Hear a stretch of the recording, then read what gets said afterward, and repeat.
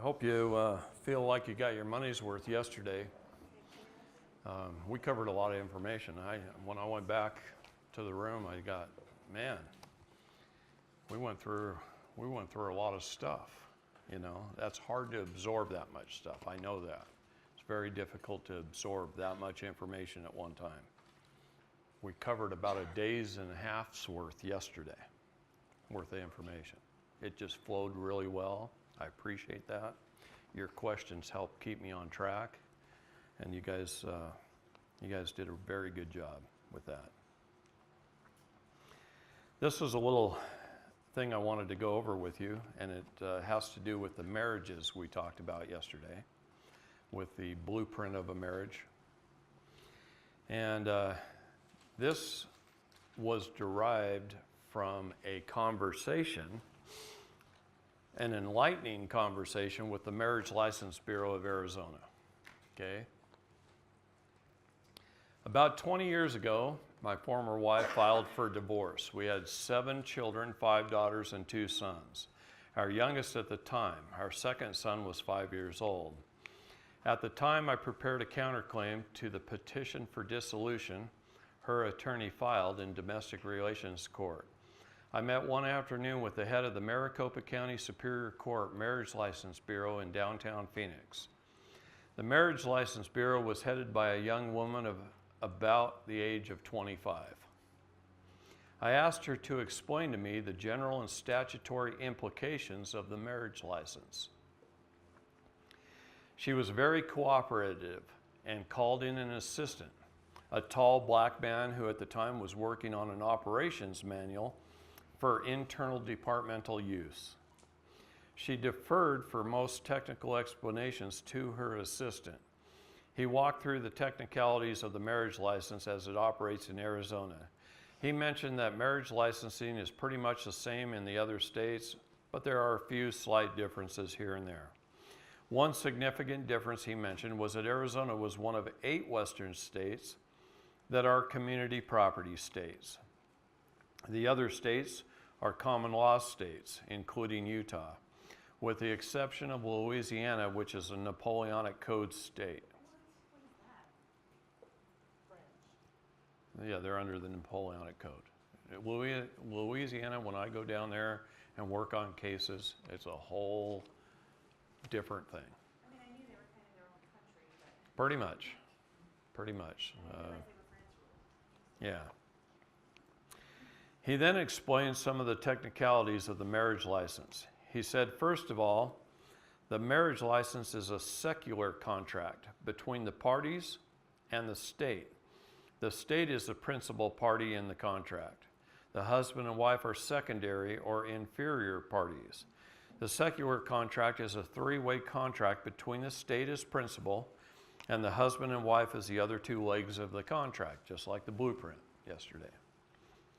He said in the traditional sense, a marriage is a covenant between the husband and wife and God. But in a secular contract with the state, reference to God is a dotted line and not officially considered included in the secular contract at all. Exactly like the blueprint of a marriage on the United States Patent and Trademark Office. Okay? He said, if the husband and wife wish to include God as a party in their marriage, that is a dotted line, they will have to add in their own minds the state's marriage license is strictly secular. He said further that what he meant by the relationship to God being a dotted line meant that the state regards any mention of God as irrelevant, even meaningless. In his description of the marriage license contract, the related one other dotted line, he said in a traditional religious context, marriage was a covenant between the husband and wife, and God with husband and wife joined as one. This is accomplished with a recording in a family Bible with 3 witnesses. Where do you think I came up with this stuff, right? I don't just invent things, okay? I research, I find it, I figure it out, and then I present it. This is not the case in the secular realm of the state's marriage license contract. The state is the principal or dominant party. The husband and wife are merely contractually joined as business partners, not in any religious union. Okay? They may even be considered, he said, connected to each other just by a dotted line. The picture he was trying to paint was that of a triangle with the state at the top and a solid line extending from the apex. The state down the left. I didn't even find on the United States Patent and Trademark Office website the patent of a marriage until long after this, years after this. He was describing it to a T, and then I found it and I go, oh my gosh, here it is. It's patented. It's a patented process. Just drives me crazy. Okay.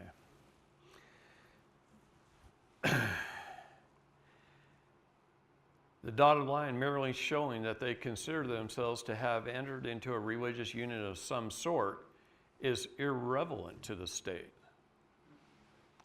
Marriage license secular contract diagram. State is primary in the party. The husband and wife is secondary in the party.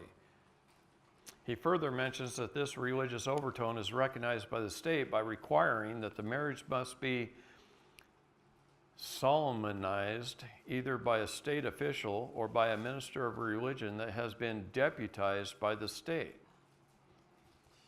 That's why the preacher has to get licensed by the state to perform a marriage. He's deputized by the state, which makes him an agent, right? Well, go ask your bishop if you can get married in the temple without a state license. Tell me what he says. No, the answer is no. I know that. Okay, that's because they've commercialized. Goes back to the attorney running the church. Okay?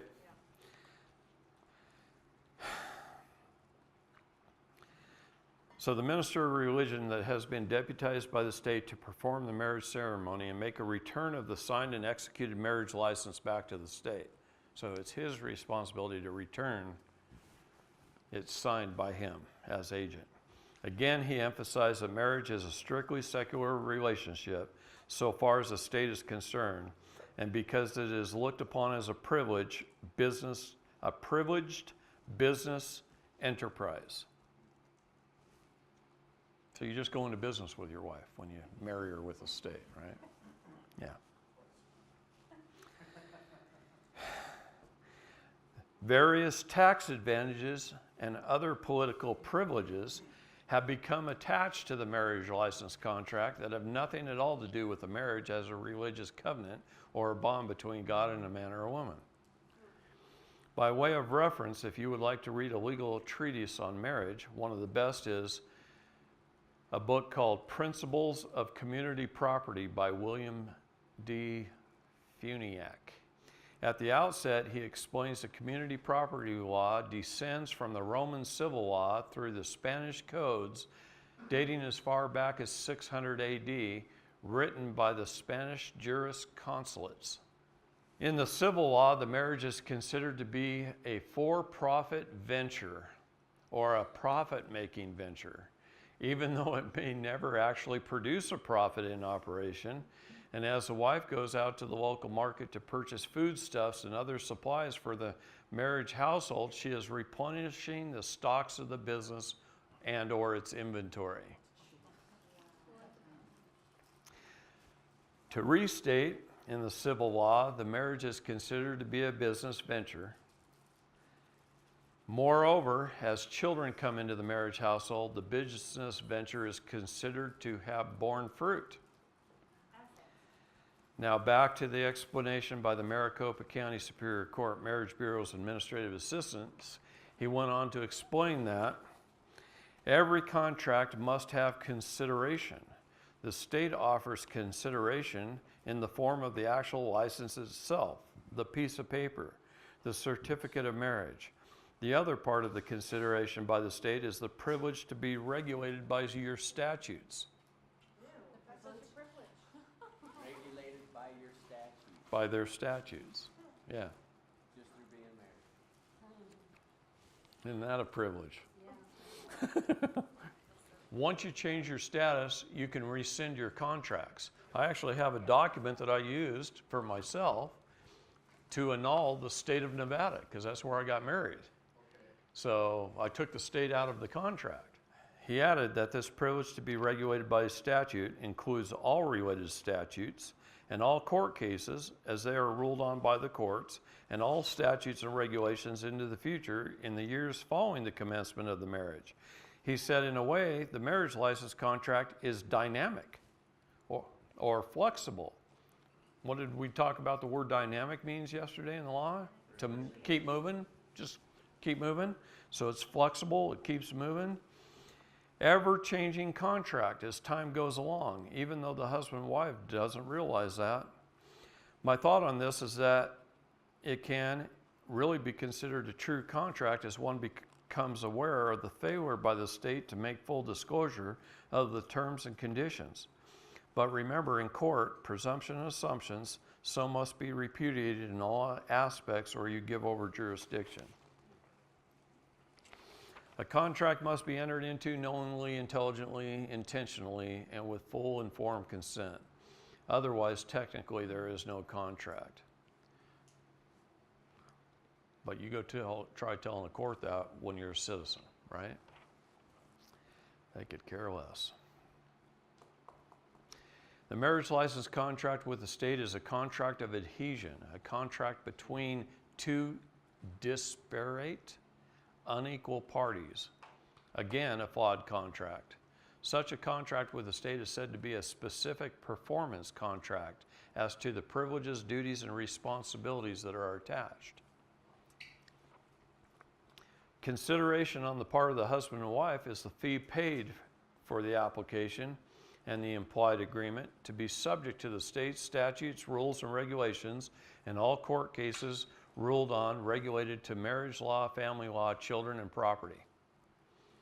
So the minute you fill out the application and pay the fee, you just bound yourself to the state statutes, rules, regulations, all court cases relating to marriage law, family law, children, and property. Which essentially took all your rights away.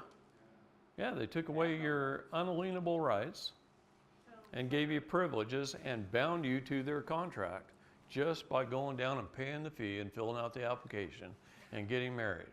When you could have took the family Bible, you could buy at Deseret Industries for $40, recorded on the first few pages, take a scanned copy of it, write a little affidavit, and go record it on the county recorder's office, and you're just as legally married. But now, not with the state, but with you, your wife, and God. That's the proper way to get married. That's the way we got married for hundreds of years before this whole system of fraud came into effect. You're stuck. Now, you know, you really need to annul the state for the fraud that they committed, for the cause of fraud and swindle, no full and honest disclosure, right? And then get married the right way in the Bible, go record it. Okay. Yeah, if you go back in like Family Search or Ancestry.com or one of the other genealogy programs, and you go back and you search records like 1600s, 1700s, you'll see everybody recorded it with the church in the family in the Bibles of the church records, and then it was recorded. And you can pull up those recordings even today from 1620.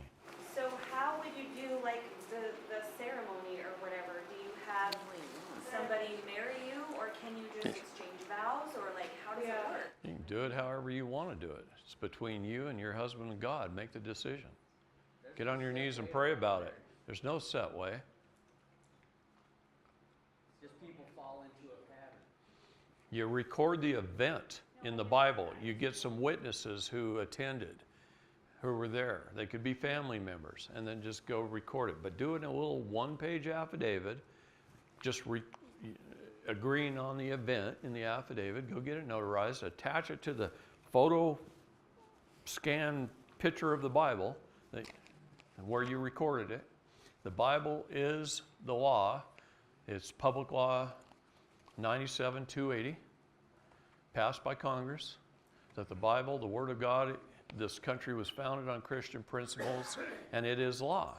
Congress declared the Bible, passed in 1982. Took them that long. In fact, 1983 was declared the year of the Bible. Okay? Had a presidential declaration that 1983 was the year of the Bible. So. And then the temple marriage stands. There's nothing you have to do with that, correct? Because you're rescinding. Take that up with your bishop. Because these guys are run by attorneys now. They have been corrupted. Joseph Smith even said they were going to be. Yes. They are. And they're run by attorneys. Attorneys control this world, and we have to stop that. This is who we're at war with, is the Bar Association. Okay? I don't know. I don't think Council of the 12 is voted on by the people of the church. There's no vote there by the people. If there was, you could say, wait a minute, what does he do for a living? He's a bar member? We ain't voting him in. But you have no say in it. Look, children are yours. They're your gift from God. They're your responsibility. I don't care if you don't change your status. God gives you the ultimate right. Okay, remember I said God's laws are superior. Constitutions and treaties are supreme. Everything else is corporate bylaws, or as I like to call it, SMU. Yeah. Even our prophet in DNC 98 said, it cometh of evil. I mean, are you righteous or not? Go obey all those statutes they tell you to, and then tell me if you're righteous about it. No, you're taking away someone by your obeyance. You're taking away your own and everyone else's freedom. You get that? You're actually contributing as a society to deprive people of their rights and their freedom when you obey the statutes. Now, am I telling you to go out there and break the law and get tickets and write on them your offer to contract's not accepted? Yes, a little bit, I am. But you got to know how to do it, see? Otherwise, I don't want you in jail. I don't want cops kicking the crap out of you like they do most people and knocking them down on the pavement. Kneel on their neck. Okay? Or shoot them. What I'm telling you is be nice about it, educate everybody, and then let's just start saying, wait a minute, legislature, this statute does not fall in line with the Constitution, therefore it is null and void, and we, the people, will ignore it with impunity. Okay, in this regard, children born to the contract regarded as the contract-bearing fruit, he said it is virtually important for parents to understand two doctrines that became established in the United States during the 1930s. The first of these doctrines is parens patriae. The second doctrine is in loco parentis. You know what in loco parentis means? Crazy parenting. Crazy parenting. That's what it means. And that's a doctrine in our law, where the state is the parent and it's crazy parenting. Parens patriae means literally the parent of the country, or to state it more bluntly, the state is the undisclosed true parent of the child. Isn't that a basis of communism? What's that? Yes. The foundation of communism? Well, of course it is. Communism, fascism. Yeah, start with Abe Lincoln. He was a follower of Karl Marx. Karl Marx wrote the Communist Manifesto in 1848. Okay, start looking at Lincoln's first 5 runs as president when he tried to be president. He failed 5 times before he finally became president on his 6th, and it might be, I don't remember, I thought it was 5 and then 6th time he became president. But it wasn't until the big bankers of Boston, New York, Chicago, and Philadelphia got behind him, and they put $7 million into his campaign. $7 million in 1850. Oh, yeah, our presidential campaigns now are in the billions of dollars. Okay? $7 million in 1850 was a lot of money. Do you know how much his opponent had? 5,000. You've listened to my dang videos. $5,000. So Lincoln's name was hanging on signs from every railroad car, every bridge, across roadways. He just plastered the nation at that time, which wasn't nearly as big as it is now, but he plastered his name on everything, and people finally voted for him. But if you go back to his early runs as presidency, and you look at letters and journals of people who lived during the time, they talk about him helping to pass communistic laws in the state of Illinois, which is where he was from. And they didn't want the communist son of a buck as president. And it said that in a lot of letters that people wrote. They did not want him as president of the United States. But what are we taught in our history books? Honest Abe, cannot tell a lie. Little kids getting up on stage in primary school 7 years ago. They do the whole Abe thing. It's all about freedom of slavery. I got a letter that President Lincoln wrote in my PowerPoint presentation that says he would never have freed the slaves had it been up to him. In point, the Emancipation Proclamation did not free the slaves any place they were slaves. Right. Right.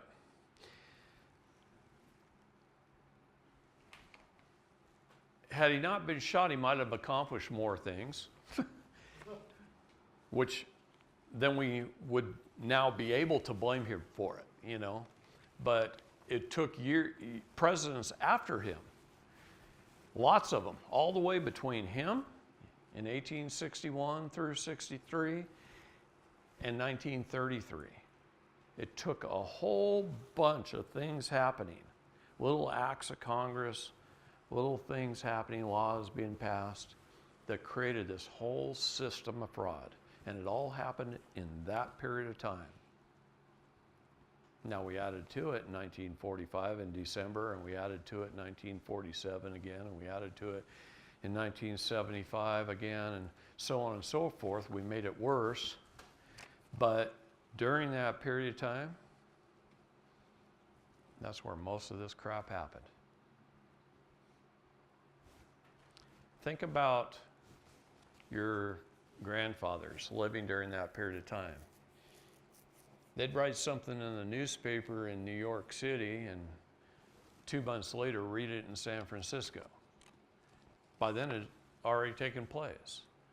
How do they object to something that was printed in the newspaper and then already done within 30 days, when it's 30 days later by the time they even know about it? And we were spreading west. We were spreading thin all over this country. And so our grandfathers didn't have what I call much ability to rebut, if any. And so what did they do? Power breeds power and corruption.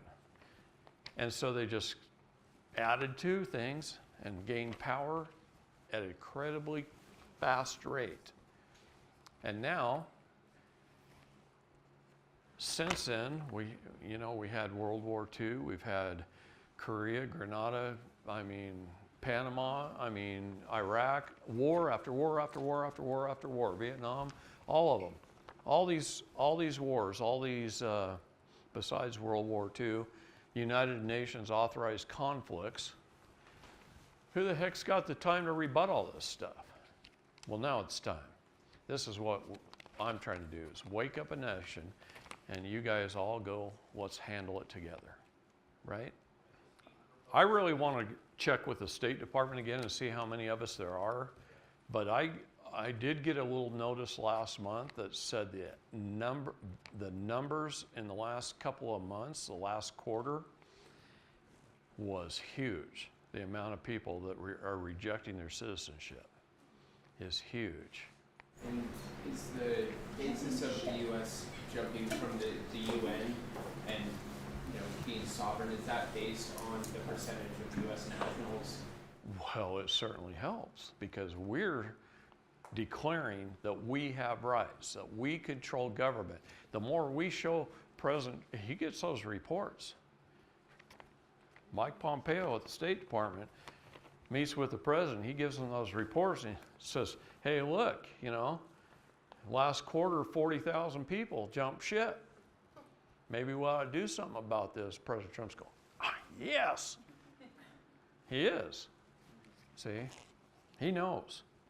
So, just a question, do you know if all the states, I can't imagine somebody saying, hey, let's organize our state and make it so that we own everybody, all the children, that we own them, that they're the ward of the state. Is there any state that just kind of rebelled against that? Or? Well, let me talk about a couple of states. Alabama, through the 10th Amendment Society, because of me talking in front of the 10th Amendment Society and talking about this right here, they took it to their legislature and ran with it. I didn't have any part of that other than giving the initial, fuel to the fire. And they took it and ran with it. Now Alabama doesn't issue state marriage licenses. They say record it in a Bible, bring it to the probate judge at the courthouse. He'll take care of it. He'll get it recorded on the land. He'll sign off on it. So you just submit it. He signs off of it. It gets recorded with the county. That's all you need is a signature, or do you need the seal as well, or something? Well, I don't know. They went through their own legislature and passed the law with the process of how they're wanting to do it. And it doesn't involve a state marriage license. Okay? Oklahoma. Look at what the Indians just did in Oklahoma. Did you hear about that? No. Oh, yeah, They just took back a whole ton of land. Yeah. More than half the state of Oklahoma is an Indian reservation now. More than half. And on the other half that isn't, no police officer has any authority over a Native American. See, the problem was these Indians were going off the reservation, going into town and getting drunk, causing problems, and the sheriffs were beating the out of them and keeping them in jail with no due process of law. I got one Indian friend who has been fighting the state of Oklahoma for a long, long time, 3-4 years, legally, and he keeps winning. He just keeps winning. He goes in town, he gets beat up, sues them, and he wins. And he's been doing that over and over again. Now they can't even touch him. They have to refer him to the tribal police, right? So, no, man, those sheriffs down there were treating those guys like crap. Not only that, what's even worse is the Child Protective Services stealing the Indian children. So, did you ever watch the movie Wind River? I suggest you watch it, look at the end credits and what it says at the very end of that movie. Because they've had no system to determine how many Indian children and young women and even young men who have gone missing. Okay, parens patriae literally means the parent of the country. This means the parents may raise their children and maintain custody of their children as long as they don't offend the state. But if they in some manner displease the state can step in at any time and exercise its superior status and take custody and control of its children. The parents are only conditional caretakers. Thus the doctrine of in loco parentis. How does that make you feel? Yeah, the mother's the tug. Tugs a baby out to sea and it's presumed dead and lost after its soul plate has been taken. Until it comes back and claims its minor estate, or until you stand up and fight. Okay, he also added a few more technical details. The marriage license is an ongoing contractual relationship with the state. Technically, the marriage license is a business license allowing the husband and wife, in the name of the marriage, to enter into contracts with third parties and contract for mortgages and debts. They can get car loans, home mortgages, and installment debts in the name of the marriage because it is not only a secular enterprise, but is looked upon by the state as a privileged business enterprise as well as a for-profit business enterprise.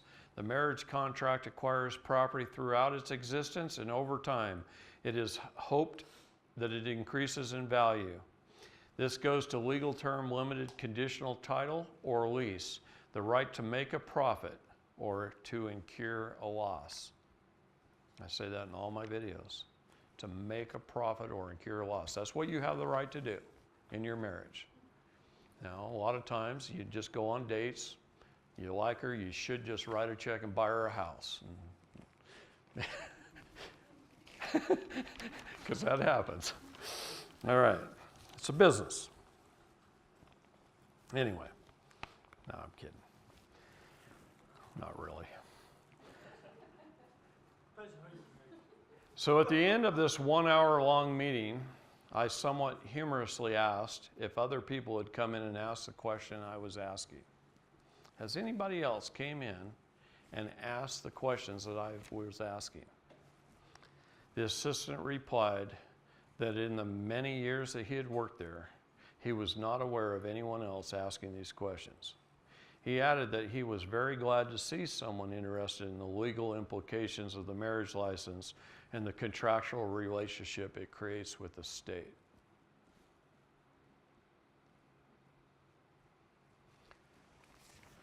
That's the problem. We're just kind of grow up, going along, believing, and taught to comply, to not stand up and question anyone. We're just told, hey, this is how you do it. Go apply for a marriage license. Go right down here. You know, get married in a church or a justice of the peace or whatever, but you got to get that state marriage license to do it. Get married in the temple, but you got to get that state license to do it. And so we just run down to get that state license. We pay the fee and we go about our lives thinking we're free. But what did we just legally do to ourselves? We shackled ourselves. Can we get a copy then? Sure.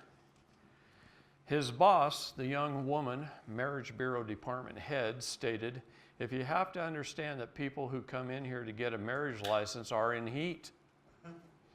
The last thing they want to know is technical, legal, and statutory implications of the marriage license.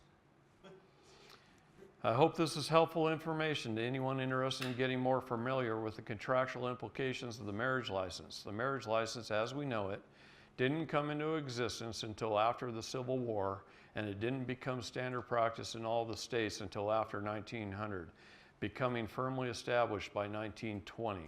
In effect, the states or governments appropriated or usurped the control of marriages in secular form, and in the process declared common law application to marriages abrogated.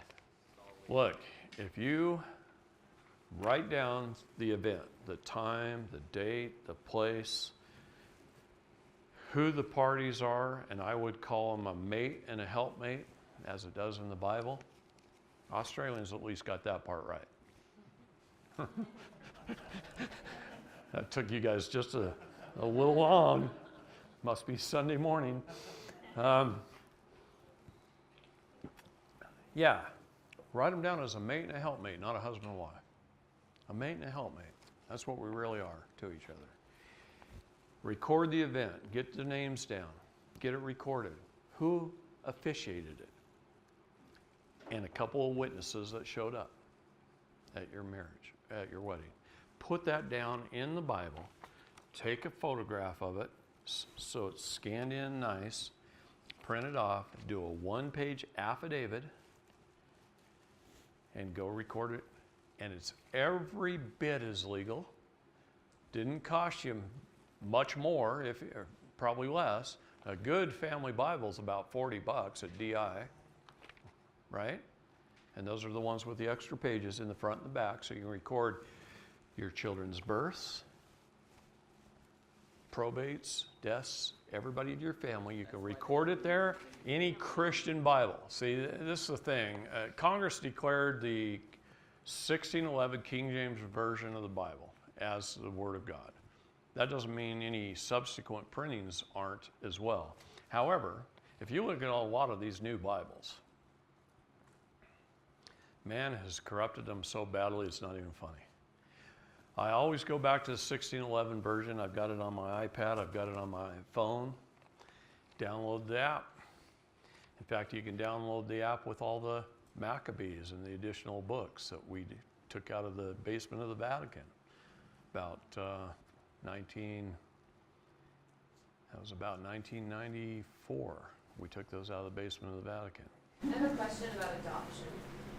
So we originally got married, not really for getting married, but because he was going to adopt my older son, and we still haven't gotten through that process. But is there a way? Because we wanted. The only reason in our process today that you adopt through the state is so that you can declare the fruit. See, it's like if I take apples from Oregon and I drive into California with a box of apples in my back seat, they stop me at the border and ask if I got any fruit to declare. That's all you're doing is declaring your fruit without adoption with the state.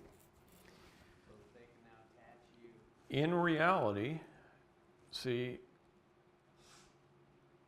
you're talking about your child and him adopting him, okay? You write a contract with each other. Put it in the Bible. Record the event. Go record it. What about, Do an affidavit claiming, I am the father, okay? Does my son's biological father have to? And then tell the state, yeah, I guess he would have to. I'm serious. Who are they anyway? A corporation located in Washington, D.C.?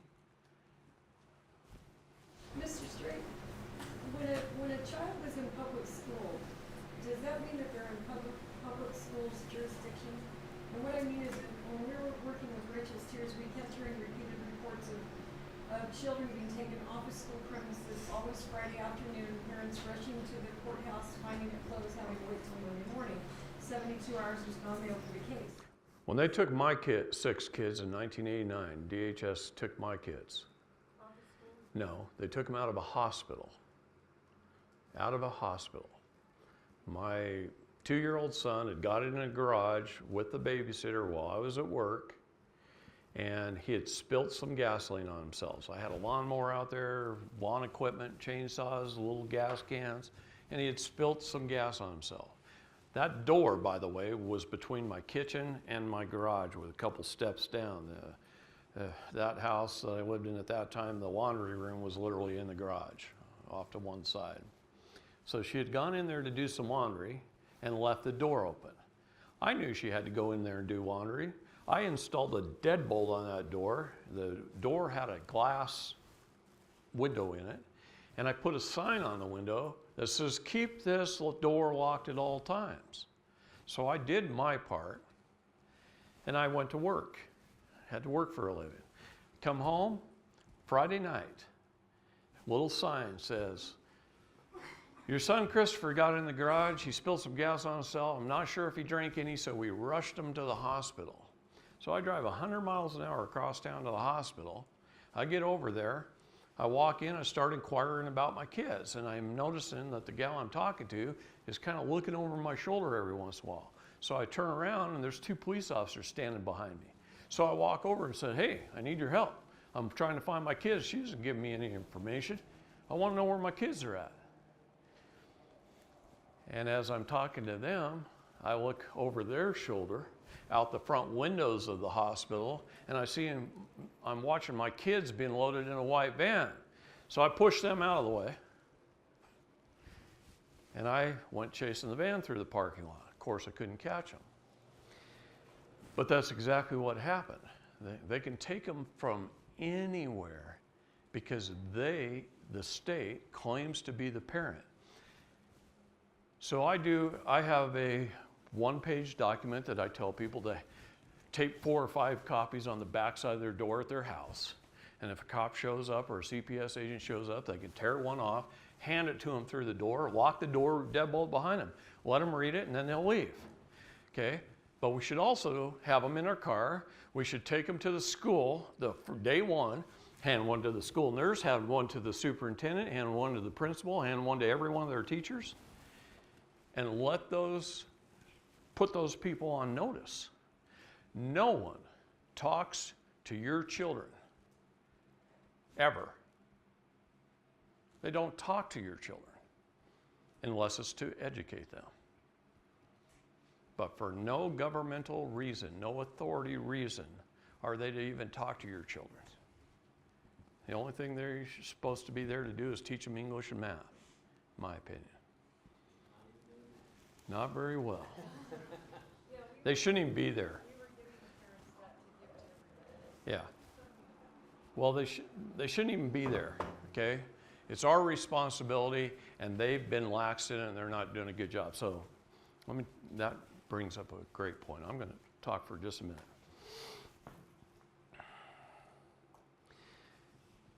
In 1951, they paraded, if you could picture in your mind a school teacher, the perfect school teacher, a little old lady school teacher, if you could close your eyes and say, this is the sweetest lady who knows everything, who could teach my kids, that picture in your mind would be Jane Spalding. Jane Spalding. The United States government paraded her around to all 50 states between 1951 and 1953, educating the states and selling them on standardized education. So that a student going to school in Los Angeles, if their parents moved to New York in the middle of the school year, they could move over there and fit right in, right, same curriculum, same testing, same everything. But it was also on the auspice that the schools would get federal money, right? Before that, it was state-run schools. So the idea was that when all the states signed on to this, Jane Spalding would be the head of the Department of Education for the United States government. And as this perfect school teacher, she would make sure your children were getting the best education possible. And she truly was perfect. On April 11th, 1953, the 50th state signed on to the program. And Jane Spalding became the head of the Department of Education. 49 days later, the President of the United States at that time fired her and put Nelson Aldrich Rockefeller in as the head of the Department of Education. At his acceptance speech, which was a very famous speech, there were a room full of reporters, cameramen, and they asked him some questions. One was, Nelson, how much money did you make last year? He said $140 million, 1953. He was a grandson of one of the most prominent banking families in the world. He made $140 million. They said, how much did you pay in taxes? And he reached in his pocket and he grabbed out a penny, which at that time they were Indian head pennies, and he flicked it into the audience and he says, not one red cent. Now today he would have been hammered for that being a racist statement, right?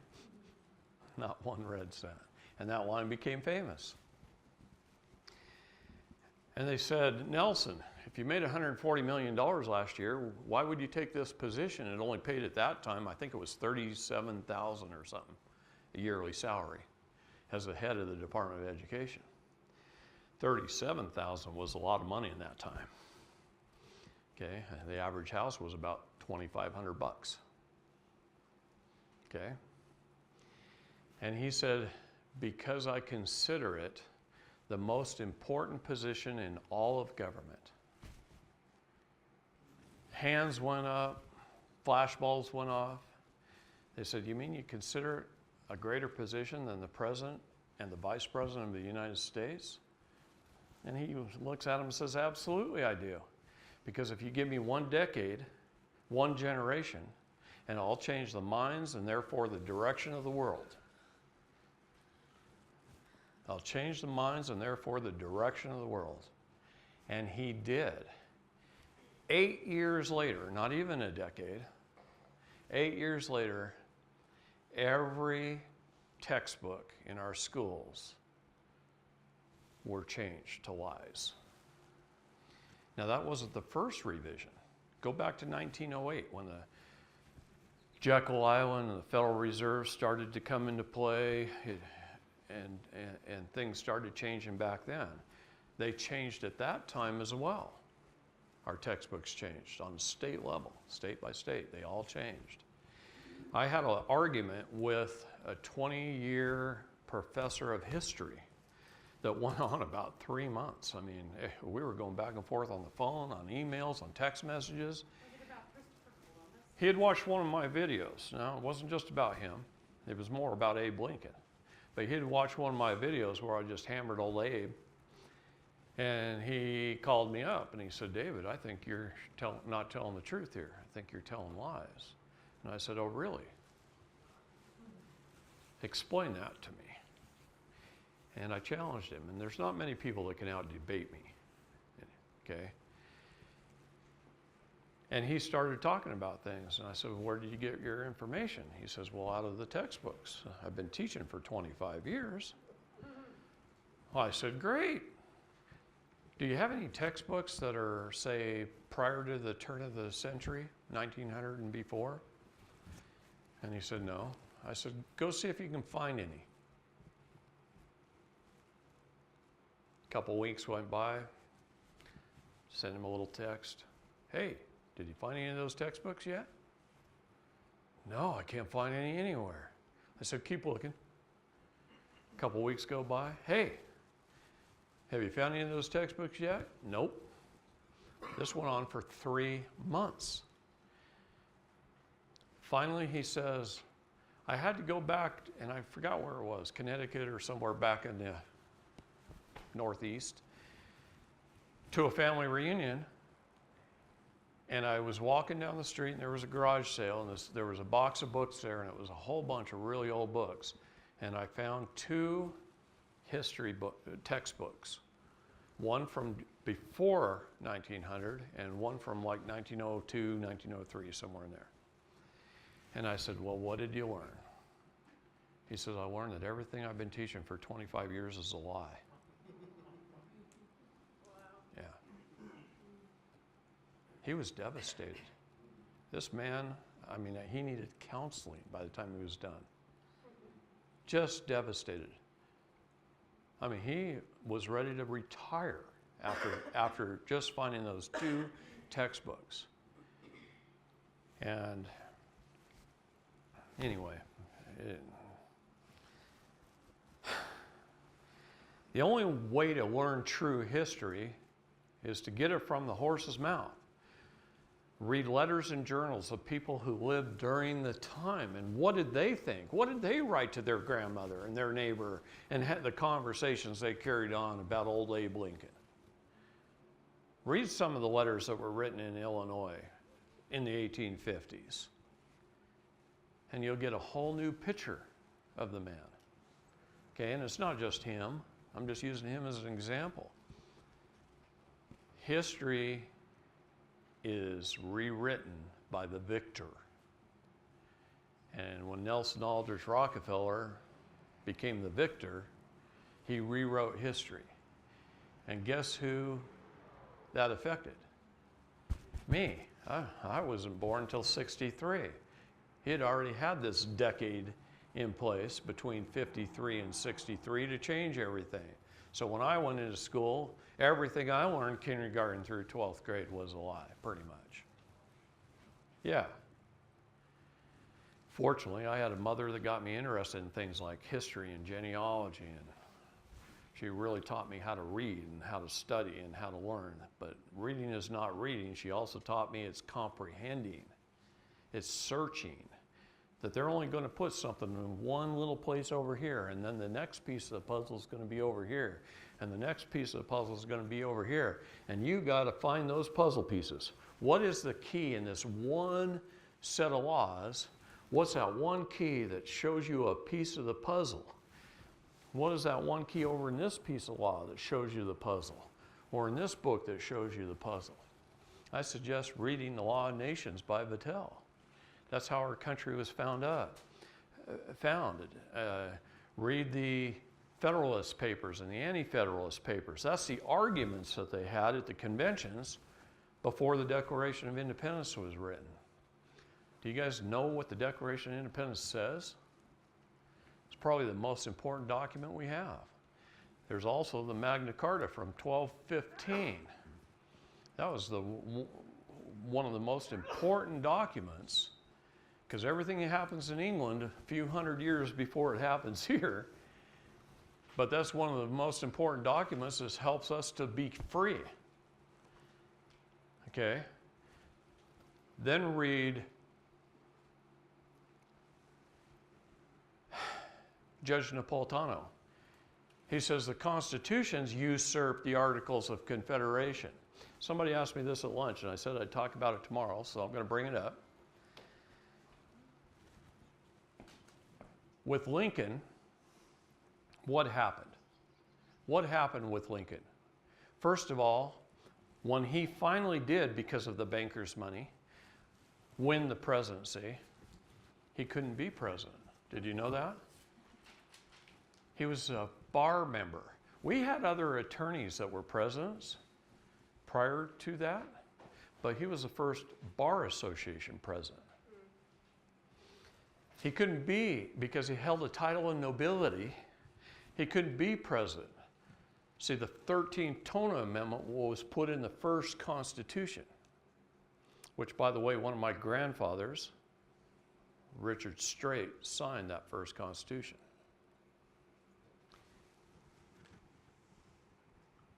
And it had that 13th Tona Amendment, saying that it's called, I call it Tona because it's Titles of Nobility Act. No one holding a title of nobility, no prince, king, queen, esquire, which is a bar member, could hold the office of the president. So what did he do when he became president? He bankrupted the original United States of America, and he incorporated it as a Delaware corporation. And then he put the Grand Army of the Republic in charge of the country. And then he made himself the commander-in-chief. He signed Executive Order Number 1. He was the first president in history to sign an executive order.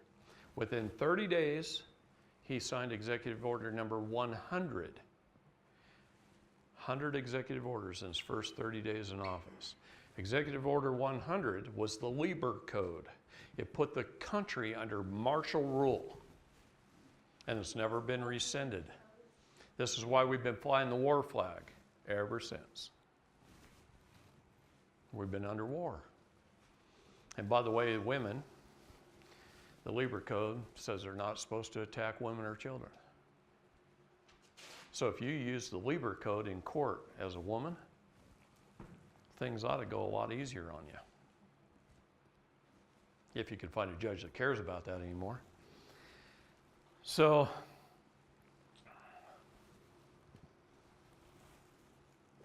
Lincoln did a lot of things that started us on this path of corruption. So who was the hero? Was it Booth? Was he the patriot? No, all that. I mean, you got to understand who played the right part. History was written by the victor. So they just twisted the story. They flipped it on its head. Do I like talking bad about any of our presidents? No, I don't. How many presidents did we have prior to George Washington? If you know, don't answer. Because I knew you were going to throw that. You're close. We had 14 presidents prior to George Washington. This country was founded in 1607 in Jamestown, Virginia, 1620 in Massachusetts. It wasn't until 1776 that the Declaration of Independence was written. The United States of America started in 1776. What were we prior to 1776? Well, between 1607 and 1620, in the South, we were under the Virginia Delegate, the Virginia Compact. What were we in Massachusetts? We were under the Mayflower Compact starting in 1620. They arrived in Mayflower in the Boston Harbor in November in Boston. You know how cold it is in November in Boston? And they arrived. And they said, we're not leaving the ship and going ashore. They'd been in sea for 3 months or more, and they want to get on the land really bad, right? But they refused to go to shore until the Mayflower Compact was written and signed. 6 of my grandfathers signed the Mayflower Compact.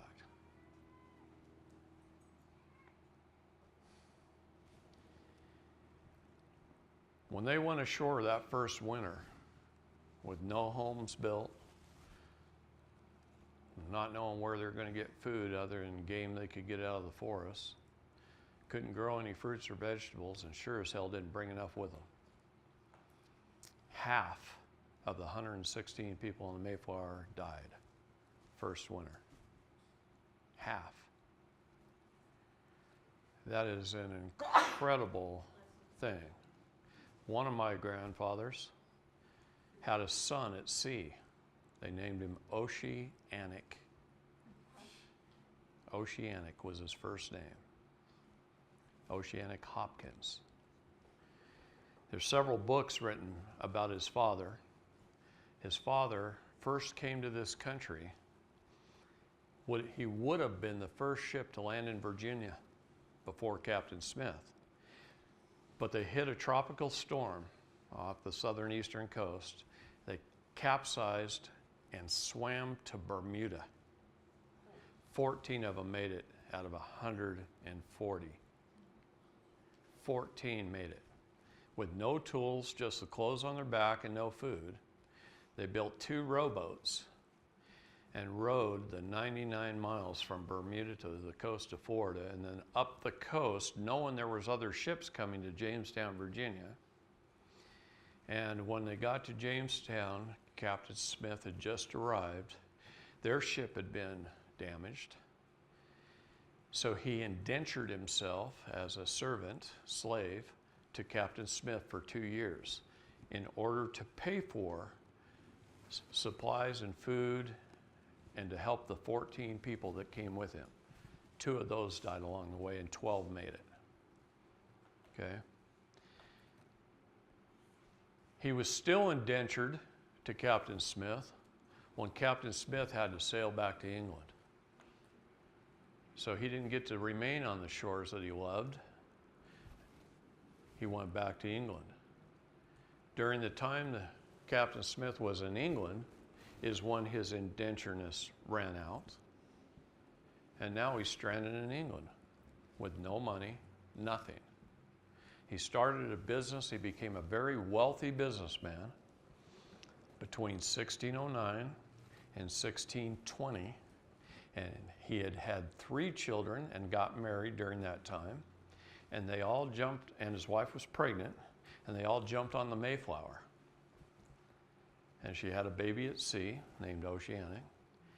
And he was the only one that arrived on the Mayflower with previous Indian experience and American experience. Okay? And they wrote a book about him that when he got off the Mayflower, he knelt down on the sand and he says, "On these shores I shall live or die forever." That he was never, ever going back to England. So, that's fortitude, okay? The fact of the matter is, we've gone to all these years in school and we just haven't been taught the truth.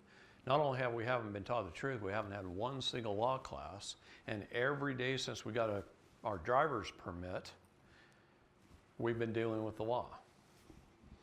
And that's what I want to change.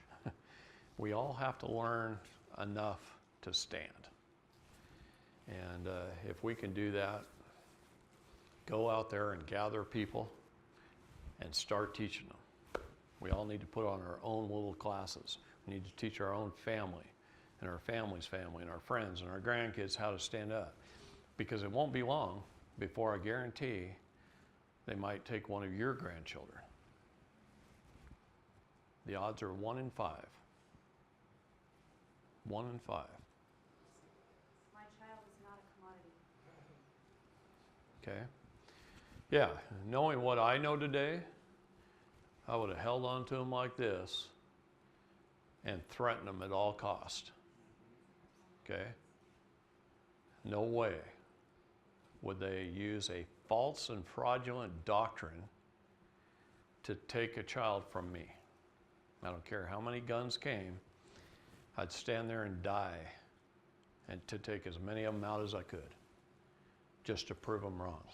And then hope somebody wrote about it to prove them wrong. You know, that's the key. We've got to make a stand if our life depends on it, because it does. Let's write about it first so we don't have to die, okay?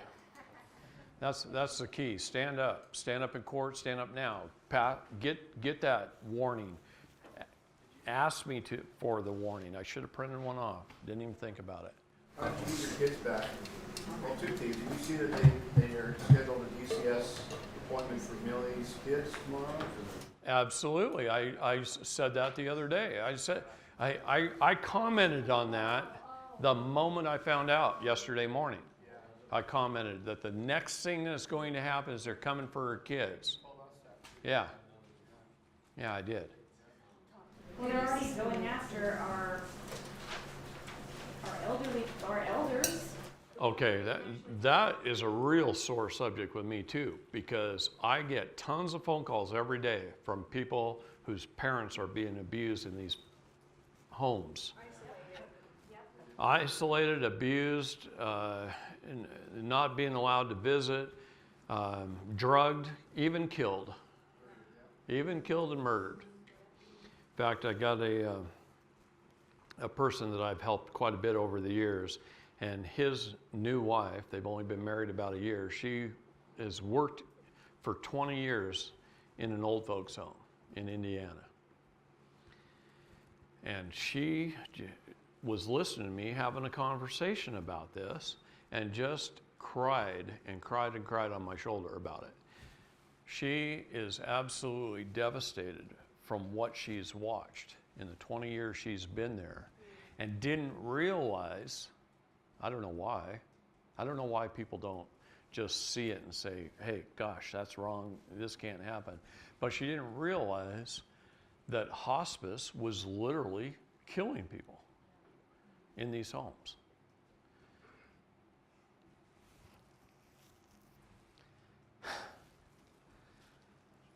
The biggest thing is opioids and morphine and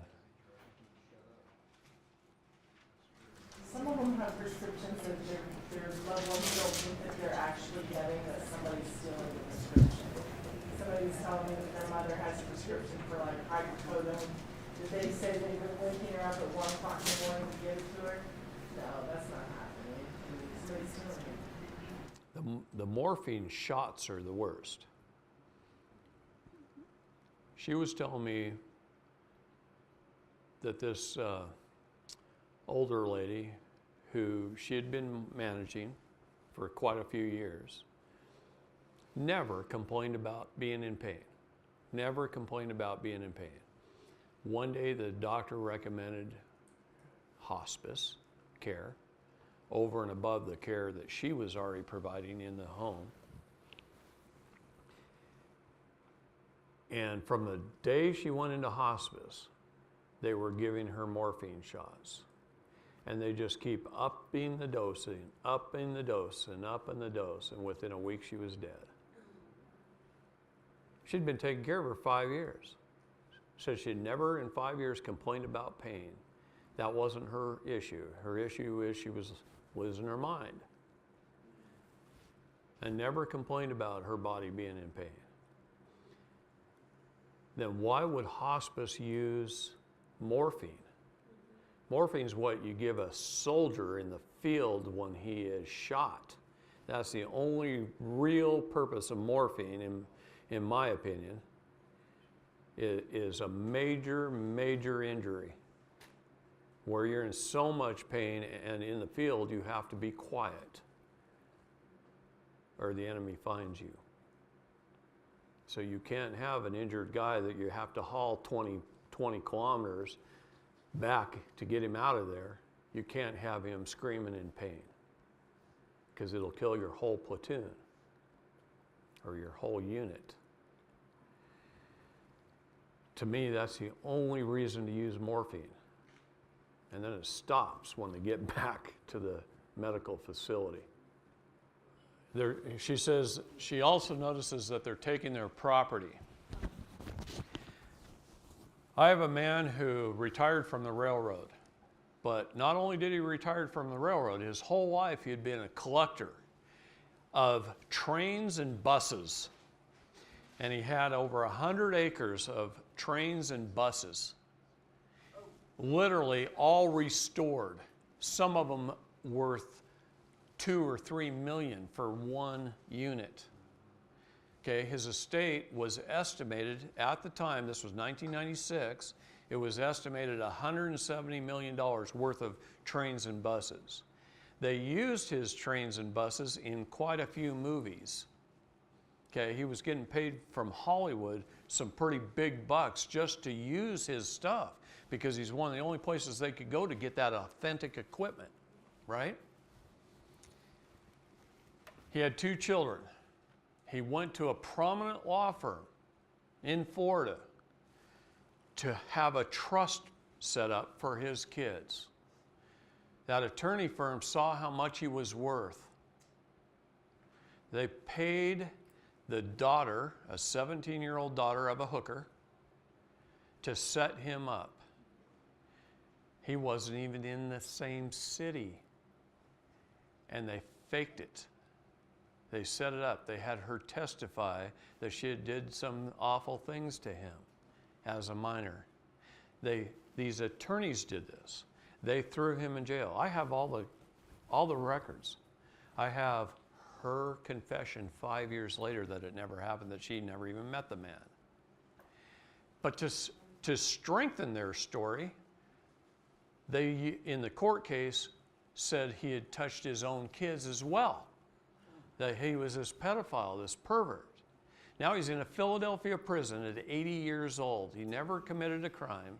He's been there since 1996. And the attorneys stole his entire estate except for about $70 million that they didn't know about that was offshore, that he didn't tell anybody. But he's got about $70 million down in the Cayman Islands that they didn't know about. But everything here in America, they stole. He also ran the Hebrew Foundation for America to benefit Hebrew children here in America. And he gave a lot of money to Hebrew children because that was his heritage. And now he's in prison. He's 80 years old. I'd like to get him out. And this COVID thing came along. We were ready to start it all, and this COVID thing came along. They shut the court case down, and they isolated him in the prison. We can't get any documents signed. We can't tell him what he's doing. We can't get anything notarized. It's just in limbo since about last February. There's not really our prisons, they just say, you can go. And it's not. They've got him literally in solitary confinement, shoving him a plate here and there. Yeah, he's 80 years old now. His kids have, I have affidavits from his kids that he never did that. I have her affidavit. When she's now 25, she wrote the affidavit. She wrote it like 6 or 7 years later. A gal named Mary found her and got an affidavit from her that she had never did it. But these attorney firms used police officers to destroy evidence, to cover up this thing. You look at the court transcripts and they denied the evidence. It's like he couldn't defend himself. He'd put evidence into the court case. Now, we're throwing that out. Motion to suppress. He couldn't even defend himself. And they stole roughly the 170 million they knew about. Fortunately, he's got 70 million left, if he can ever get out without dying in there. Get him out because of COVID? Well, right now, that's what's holding us up. How do we beat that? Like they're just pretty much taking our family members into these prisons. We can't, see them, visit them, went into the hospital. How do we beat that? How do we fight that? My best guess is start building gallows. Just take them down to the Capitol and set them up on the steps and just leave them there. Say, you're next. You keep messing with our rights, you're next. Just a notice, a warning. Okay? Don't threaten anybody personally. Don't name names. But we got to do something. I don't know what to do. I'm this close to arming up at 2 a.m. That's how the government trained me, the 2 o'clock hour. Okay? That's when everybody's asleep. I'm not saying we should cross that line. We shouldn't. We got to do everything we possibly can before it comes to that. If not, they're going to start shooting, and then it will be at that. Once they fire the first round, it's open season. But that's what they want. That's right. They want us to open the first round. We can't do that. That's what I'm trying to tell you. We can't do that. But we got 90 million veterans in this country with firearms. And they're all buying more every day. I'll be quite honest with you. I get quite a few visions all the time. Visions. God opens things up to me. And I've seen the Civil War. It's talked about in the Bible, by the way. And I've seen it. And we have 7 years of turmoil after the Great Awakening. So people are got to wake up, and pretty soon we got to stand up. Right now we're in the middle of waking up. So this is the process of waking up right here. We're all involved in it in this room. So when did the 7 years of turmoil start, or how's it going? It's going to start approximately March 18th of 2023. Gregorian calendar is not right. You want to talk about that for a minute? Yeah. Our calendar is not quite right. We're supposed to have 13 months of 28 days, with one day, the day of resurrection, Easter, as a neutral day. That's our 365 days. We've actually got 13 constellations, not 12. This same calendar is very close to the Mayan calendar, but it's also very close to several ancient Sanskrit calendars. What does sept mean? 7. I thought that was the 9th month.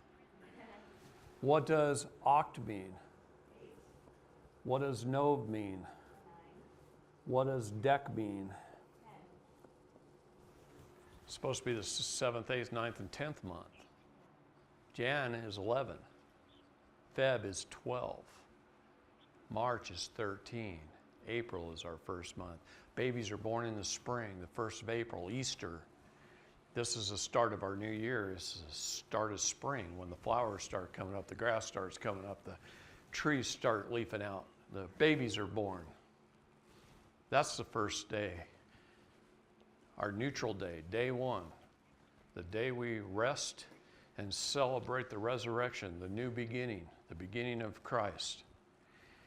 April is month 1.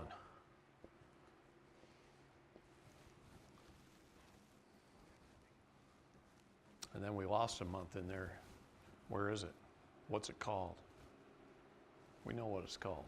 I'm not going to reveal it yet, but we know what it's called. But this is the true calendar. The Gregorian calendar is SMU. Shit made up by man. Keep us out of the natural cycles. to keep us out of our natural cycles. We all vibrate at one of 3 frequencies. Did you know that? Okay. 432 hertz is the God frequency. That's the celestial frequency. And we have a telestial and a terrestrial frequency. Darn right. She says that why when people are true, we can feel it and we can sense it. We know that it's right. You know, we don't even have to research it. We know, we can feel it. We feel it in our bodies and our spirits and our souls, and we know it's right. By the way, 528 hertz is the love vibration or the DNA healing vibration. By the way, 528 and 633 and 432 are our 3 frequencies, okay? So it depends on whether you're celestial, telestial, or terrestrial. That's 60. 60. What is, 5G. What is our clocks been running at? 60. All of our electricity, 60. We've been under Satan for a long time. This is a satanic frequency. It's really celestial, telestial, and terrestrial, believe it or not. Our church teaches that as 3 degrees of heaven, but it's really our 3 frequencies. Our souls are energy. The energy holds our minerals together, which is our bodies. Our bodies are nothing more than the dust of the earth, held together by energy, by our souls. So anyway, you can see just from this example that our current calendar is wrong by a long ways. Gregorian calendar is just SMU, along with statute, codes, policy. It's all stuff somebody just made up. You know, it's just like what we found on the FDA. It's made over 1,398 policy regulations which have become law under the FDA. And the gal that wrote them never had the authority to write them. She just made shit up. And they're out there putting people in jail for breaking her policies, her law. Every agency of government does that, especially Child Protective Services. Okay. Yeah. So that's a little kind of fun. You could draw that out. I wish somebody would. Just go ahead and just make up our new calendar. Did you know how it would work if every day, how many days of the week are there? 7, right? 7 goes into 28 equally. So if the 5th of the month was on a Monday, on every month, the 5th would be on a Monday, all year long. We wouldn't have to sit there and think about what day of the week is it compared to what, you know, what day of the month is it, right? It'd just become, it would be natural. We would just, we would learn it once and it would just come to us. See? Well, the divide and conquer goes deep. That's right. Satan divides and conquers. It's not just divide by confusion currently. It's been divided and conquered all the way down to our energy level. Right. And they're doing that. Yes. That's what they're doing. They're trying to bring us down from these beautiful high vibrational frequencies and drop us down to 60 hertz. Is that what part of the vaccine RNA DNA modification is about, changing our DNA structure to alter the frequency so we can't think straight? Well, let me tell you something.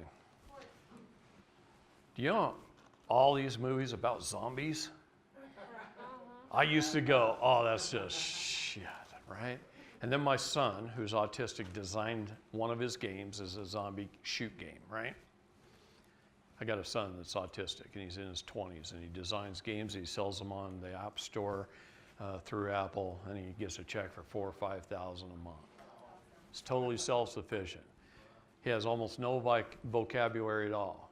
In his late 20s, he sees me, he runs up, Dad, Dad, Dad, Dad, Dad, like he's 18 months old. His vocabulary's gone. And I can tell you a long story about that, too. Absolutely. Tell us how you got to get that sometime, too. Yeah, a good mentor. That's why I decided I would be a good mentor. It's because without him, I don't know what would have happened. I fought for my kids. I got them back right away, 3 days.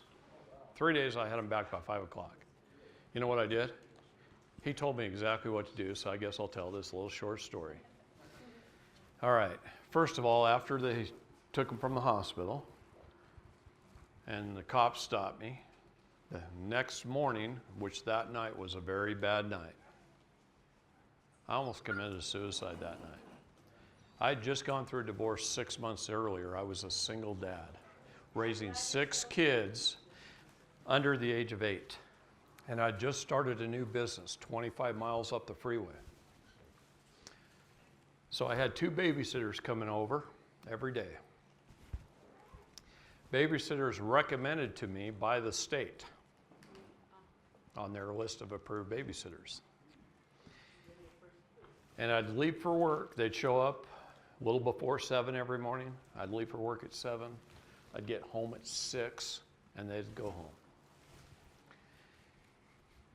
Until that one Friday night. And what I found out later is they'd been covering for each other. So they'd both show up, then one would leave and go do their thing after I left, and come back, so they were both there when I came home. And then the next day, they'd swap. So not only were I paying 2 and getting 1, but yeah. So anyway, that next morning, I went to the police station, the sheriff's department actually, and I told them I wanted to file a kidnapping, that my kids had been kidnapped. It was a plain white van, didn't really lie to the sheriff. I knew DHS had took them. I mean, but he said he can't do that for 48 hours.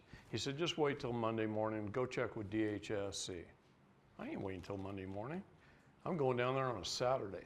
They could be dead by then if they were truly kidnapped. Correct. But that's how they are. They got to be missing like 24 hours.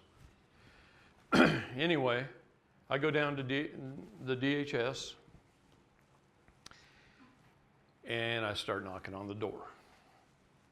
And pretty soon I see somebody way down the hallway and I start knocking on the door until my knuckles are bloody. Finally, they came to the door, and they weren't much help, which I knew they wouldn't be. But what they said is, I said, I'm here looking for my kids, the straight children. Where are they? She goes, I don't know anything about that. Great. That's all I wanted to hear. Now I went back to the sheriff and I said, hey, I went to DHS, got a hold of somebody. They don't have my kids. Little fib. They don't have my kids. And he says, all right, I'll take the report. And he took the report. His attitude sucked. I didn't think he was going to do anything. But when he came back out with the paperwork, he also brought this little white business card, and it had this guy's name on it with a phone number, and it said retired. And that was it. That's all that was on that card. He said, here, call this guy. He helps people just like you.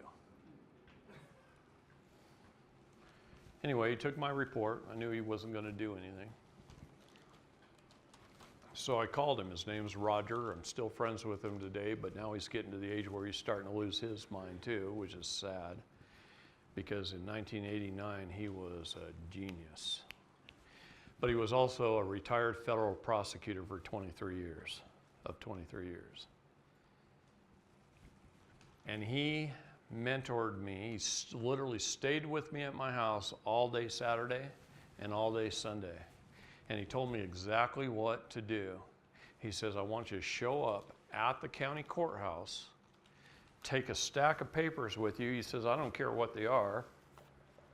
It doesn't matter what they are. Just take a stack of papers with you and show up at the courthouse. Show up early. So I sat outside on the steps waiting for them to open the door, and I walked in. And he says, this particular courthouse has 4 courtrooms, right? And they're offset. There's like one here, one here, one here, and one here. He says, right in front of the door of each courtroom is a bench. Sit on one of them, put your head down, just look at your paperwork and act like you belong there so people won't question you. Okay. Okay, Roger, I'll do it. I'll do anything. I got guts if nothing else, right? So I did that, and he says, wait for a court to be in session. Each door of this courtroom has a little tiny glass window. He says, look through the window, and when you see the judge sit down, you get up. You walk across the hall, you throw the doors open, and you walk in like you own the place. Walk right up to the judge's stand and say, I need your help. This is an emergency. Just like that. This is an emergency. All right? I need you to do me a favor, Judge. I need you to sign a piece of paper and take your lunch hour for me. Can you do that? I promise I won't take much of your time. He goes, what do you need me to sign? I said, just sign something that I can give to the sheriff to have him go get the guy that I need to be here to speak with you with. He's not going to come on his own. And I've already talked to the sheriff. And so the judge said, what's the guy's name? And by then, that morning, I'd had the DHS worker's name. So he writes his name down. He says, take this down to the court clerk. She'll type it up all formal-like. He just wrote down on a piece of paper. Took it down to the hallway to the clerk. She wrote it up. I ran to the sheriff. I gave him the piece of paper. He went and picked up the guy from DHS, and they both met me back at noon. In fact, we got there like 2 minutes late, and I was sweating bullets because he said, be here right at noon. We walk in, and the judge is sitting up on his chair in an empty courtroom by himself, just tapping his fingers. We walk in the room. He says, come on, let's go in my chambers. I need to eat lunch. He had actually had one of his assistants call and order him a sandwich from down the street so he could sit there at his desk in his chambers and listen to what I had to say. And I laid the whole thing out for him. And I said, they kidnapped my kids and there was no reason. I had done nothing wrong. And I laid the whole story out for him. And I told him how I'd gone to the sheriff and filed the kidnapping thing and went to DHS, and they told me they didn't have them. They lied to me. Went back to the sheriff, filed the report. The judge looks over at the sheriff and he goes, well, is that true? Can you corroborate that? And the sheriff says, yep, that's exactly what happened. He looks over at the DHS office and says, do you have his children? And he says, yep. And then he looks at me and he goes, well, this is your court. What do you want to have happen here? I'm 26 years old. I don't know shit about what I'm teaching you now, right? I don't know anything, just what Roger told me to do, and he didn't tell me that part. So the only thing I could think of was, I want my kids back by 5 o'clock, and I want him fired. And I want him fired.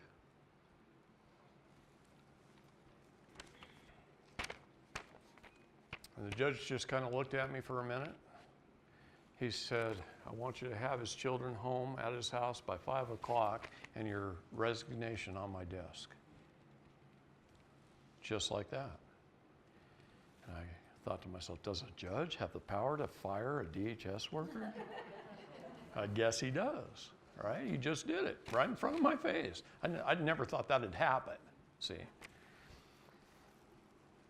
I felt so bad the next day, I got a hold of the DHS agent. And I said, I'm sorry. I didn't mean to make you lose your job. He says, kid, you did me a favor. I have been tired of stealing children this long.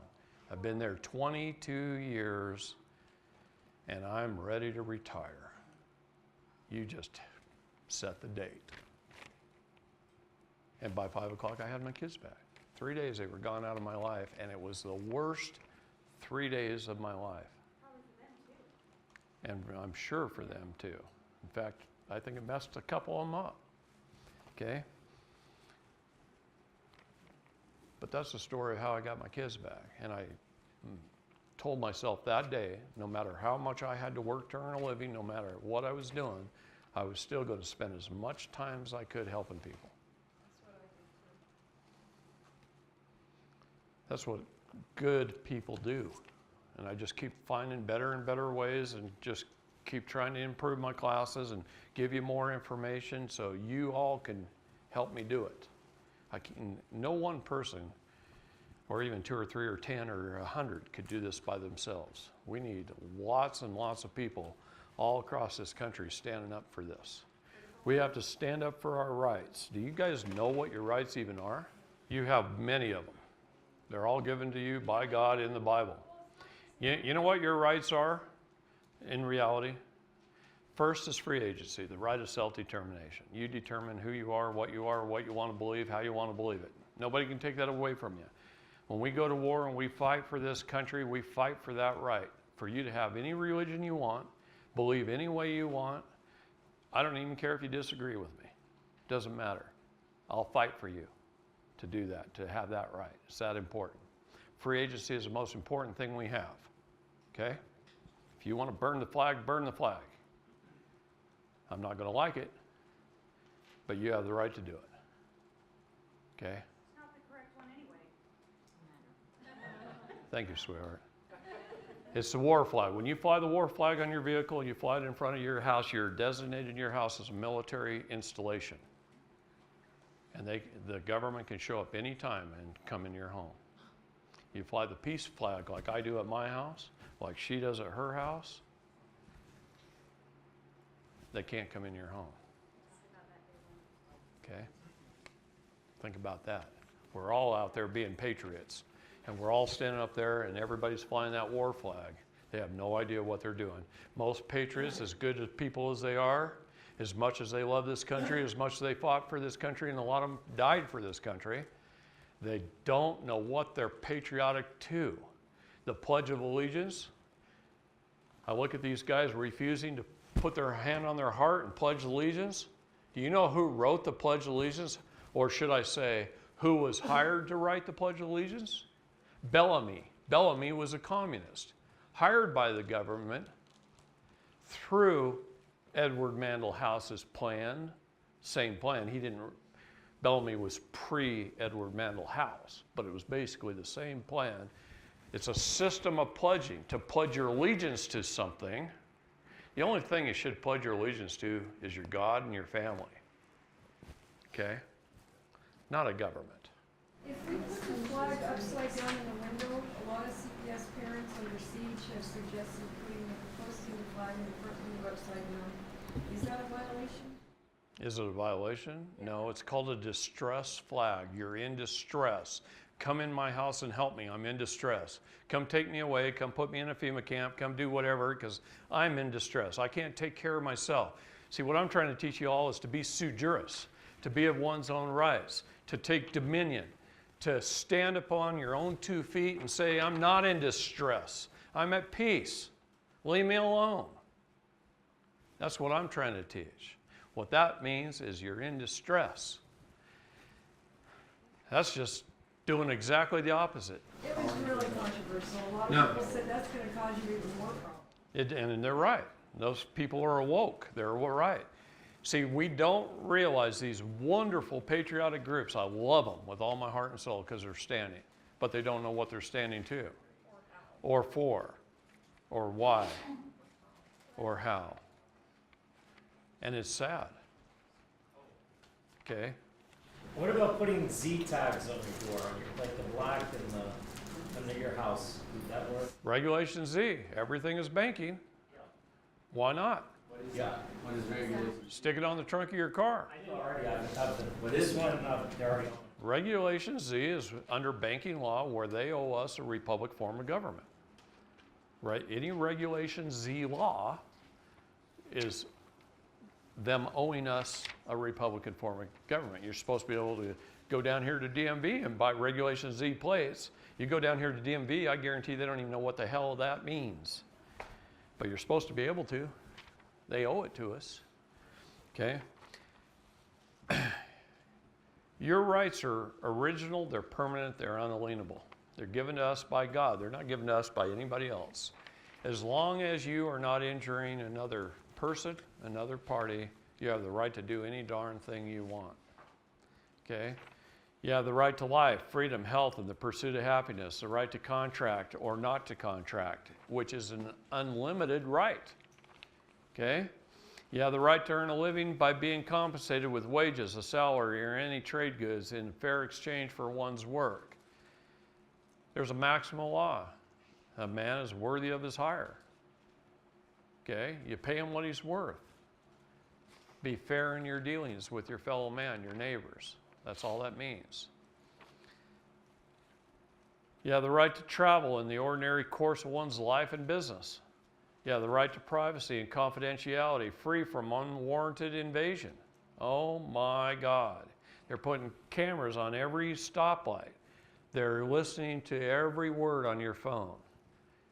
They're watching you through your television set, through the cameras on your TV, And your laptop. through your laptops, through your desktop computers, through your phone. Mr. Straight, is Alexa hard linked to the satellites? Yep. Oh my gosh, please go throw that Alexa as, I don't have one, but I can yeah, watch iRobot for that reference. all of them.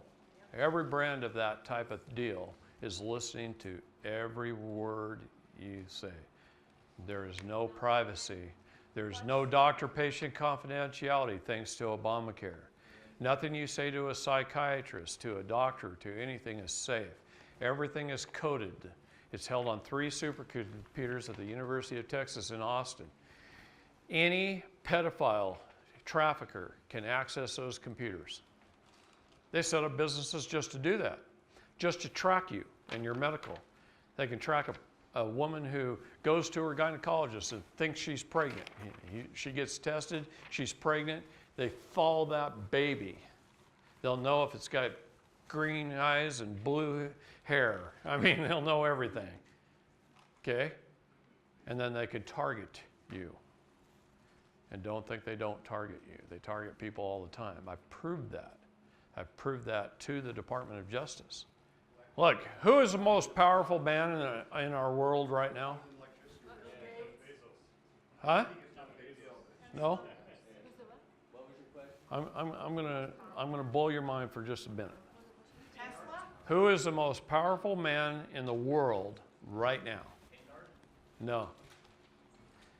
Peter Thiel.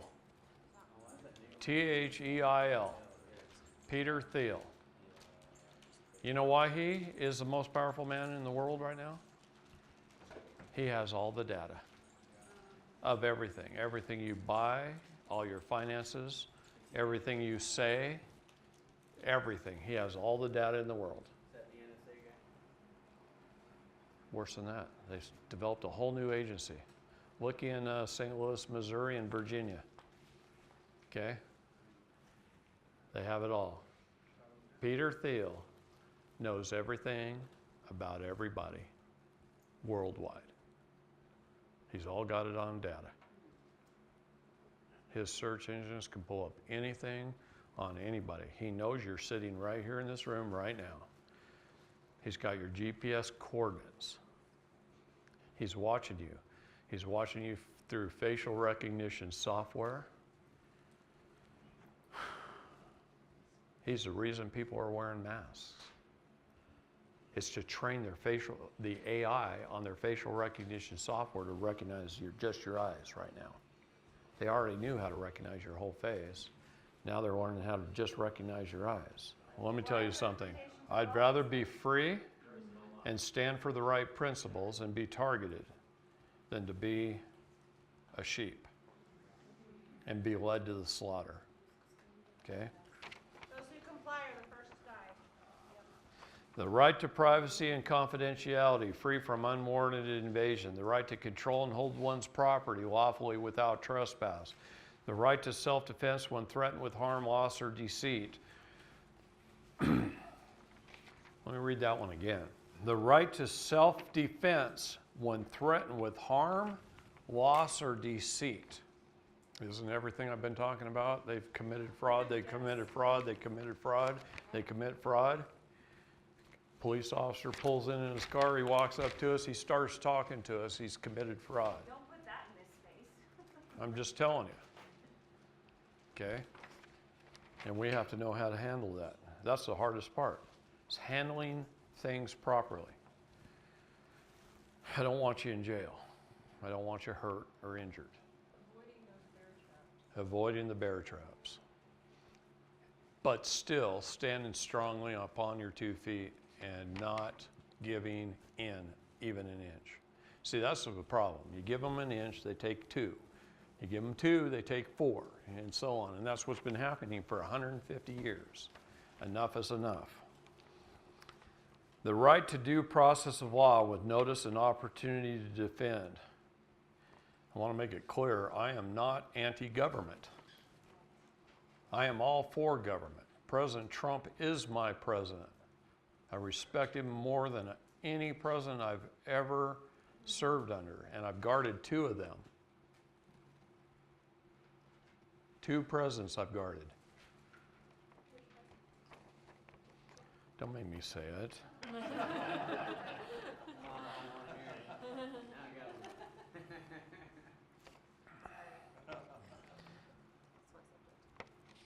The right to due process of law with notice and the opportunity to defend. The right to be presumed innocent, suffering no detention or arrest, no search or seizure without reasonable cause, without the proper due process, without the correct warrant, when arrested, without being taken immediately in front of a magistrate. If you get cuffs put on you and you get thrown in the back of a car, you demand immediately to go in front of a magistrate directly. Don't pass go, don't collect $200, don't stop by the jail, don't stop by the police station first. Take me to a magistrate where you declare your innocence, and chances are good the sheriff will be taking you home and apologizing. Okay? Most of the time. As long as you're nice. Okay?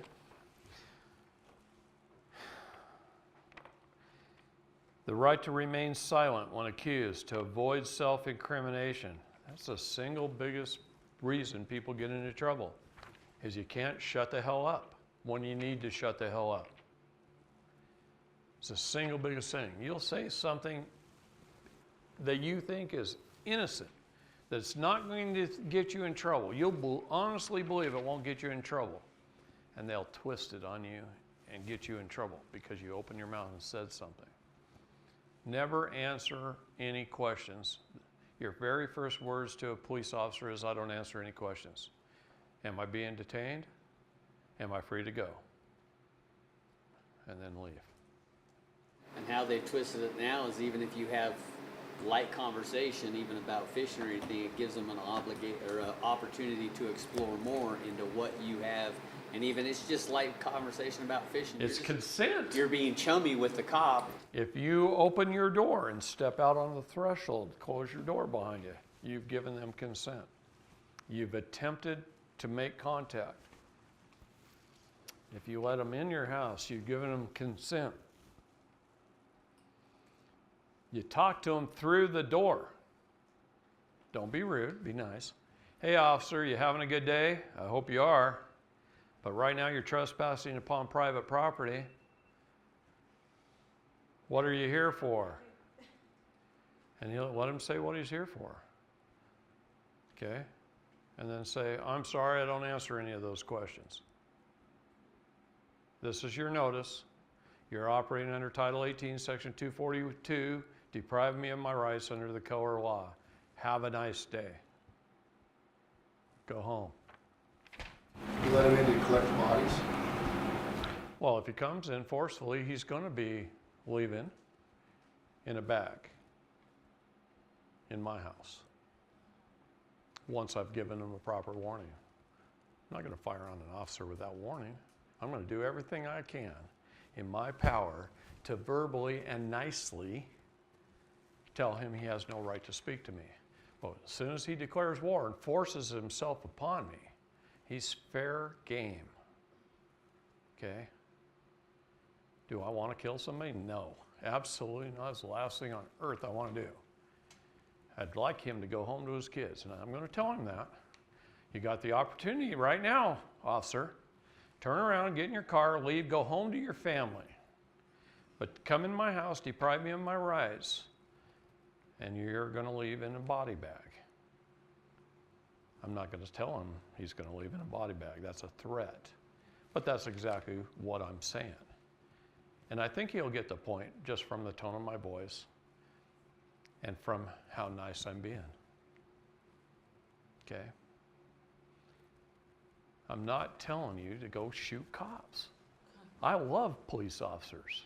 Many of them are my dear friends, and they're good people. And I'd love them to come over and have a cup of coffee and sit down and let me teach them what I know. Because once I teach them what I know, they won't be writing tickets for statute violations, I can tell you that. Okay? You know, Gina's son-in-law sat in her living room. I taught him quite a bit about it. He went back to the City of Logan Police Department, and after about a week of not writing any tickets, they took away his car and reassigned him to the jail because he refused to collect revenue. It only took me a couple of hours one evening over dinner at Gina's house.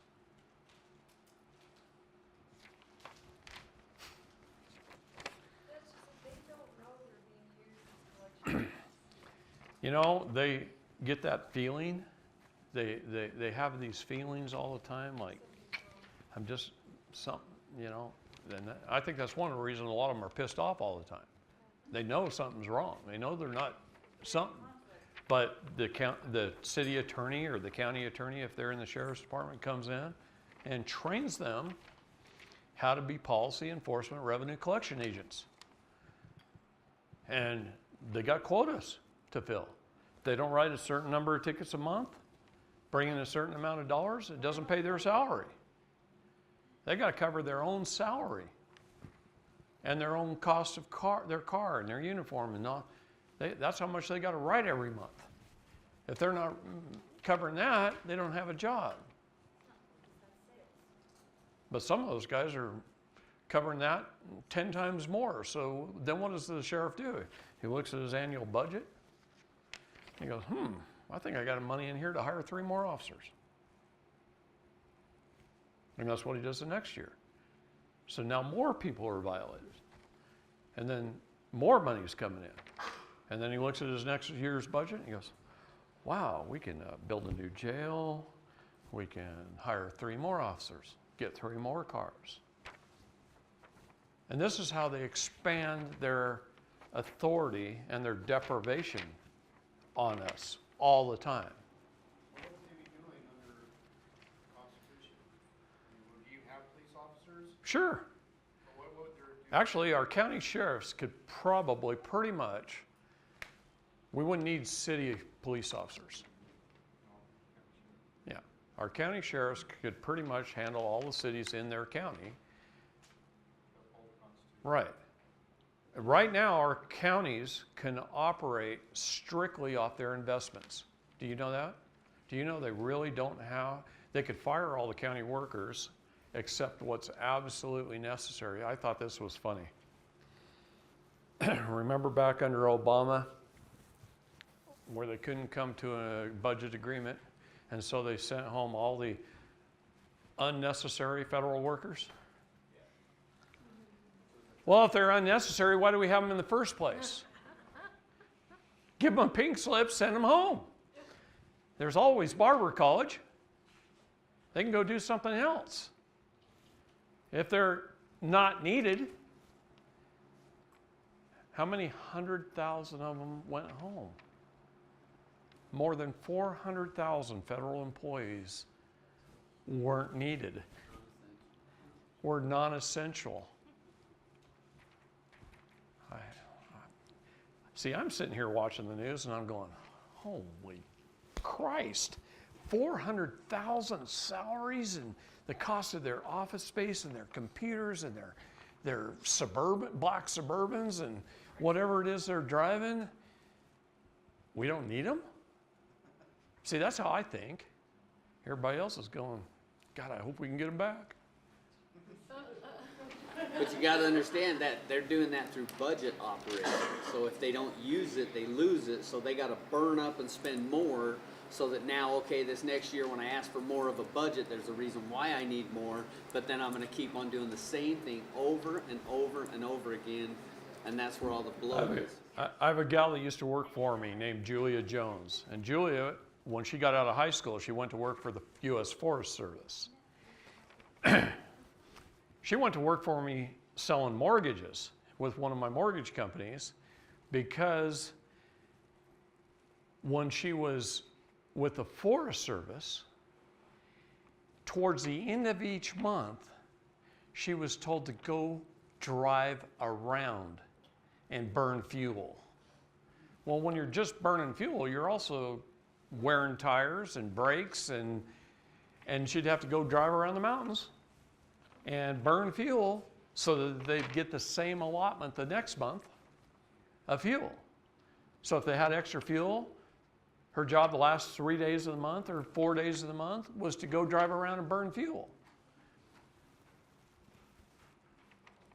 Part of the month, they had a ping pong tournament inside the Forest Service offices. These guys are getting paid $50,000, $60,000, $70,000 a year to play ping pong and go burn up fuel at the end of the month. And I'm going, holy crap. Why can't we just give them what they need when they need it? And when they don't need it, God, don't tell them to go burn fuel. Where's their common sense? See? She couldn't stand it after about a year and came to work for me in the mortgage business. So do you think with like defund the police, do you think if they stop enforcing statutes and just enforce, rape, murder, the important things, protections, Yeah. could actually defund a lot of the police? I think a lot of the incidents that they have, the problems they have start with a traffic violation or something simple, but what do you think about that? Well, These big cities, yeah. Are there idiots out there that drive too fast? Yes, there is. But when should it be handled? If they cause an accident, there should be a stiff penalty. That's when it should be handled. See, back in the Old West, when we were all wearing 6-shooters, right? Going through town, there was almost no crime. Very little crime. Because if you stole a horse, you got hung. See? If you robbed a bank, you got hung. If you shot somebody, you got hung. The penalty was so stiff, most people were good, honest people. They didn't want to do it. They didn't want to take that risk. In China, I go over to China and I meet with a group of engineers. They all make $80,000 to $120,000 a year equivalent. They live in $1 million apartments in town. They got $2,000 laptops. They get driving $70,000, $80,000 cars. They go to lunch for 2 hours every day in the middle of their day. 2 hours. They took a 2-hour lunch to break their day up. A lot of times they eat in about an hour, and then they play competition games with each other to spur competition. The other thing is the owners of every business sets aside a pretty good chunk of cash every month to take special people to lunch. It's a reward system. You do good, you get to go to lunch with the boss. He pays for everything. And the boss, I watched $1,500 lunches with 6-8 people. Man, they love Remy Martin. They love really expensive sake, and they like good vodka. And they drink those at lunch, okay? But the first time I went to lunch with a group, here's something I learned. They drove up into their car, And they parked in a parking spot right next to a sidewalk. And the sidewalk is about as wide as this building. And there's people walking, I mean, hundreds, thousands of people walking past this car just during the lunch. And they get out of the car. They always put me in the back seat like I'm being chauffeured. And they all get out of the car and they start walking towards the building. And I get out and I go, wait, hey, hold on a minute. Anybody going to roll up the windows, lock the doors? Your $2,000 laptops are sitting right here on the seats. They look at me like, why? I said, look at all those people. Aren't you afraid it's going to get stolen? Oh, they say, oh, no, no, no, no, no. No Chinaman will reach his hand in that car. And I said, why not? They said, you see all those Chinamen walking in front? 25 of them, tackle him, beat him to death, hold him for the police. They don't dare. And if they steal something,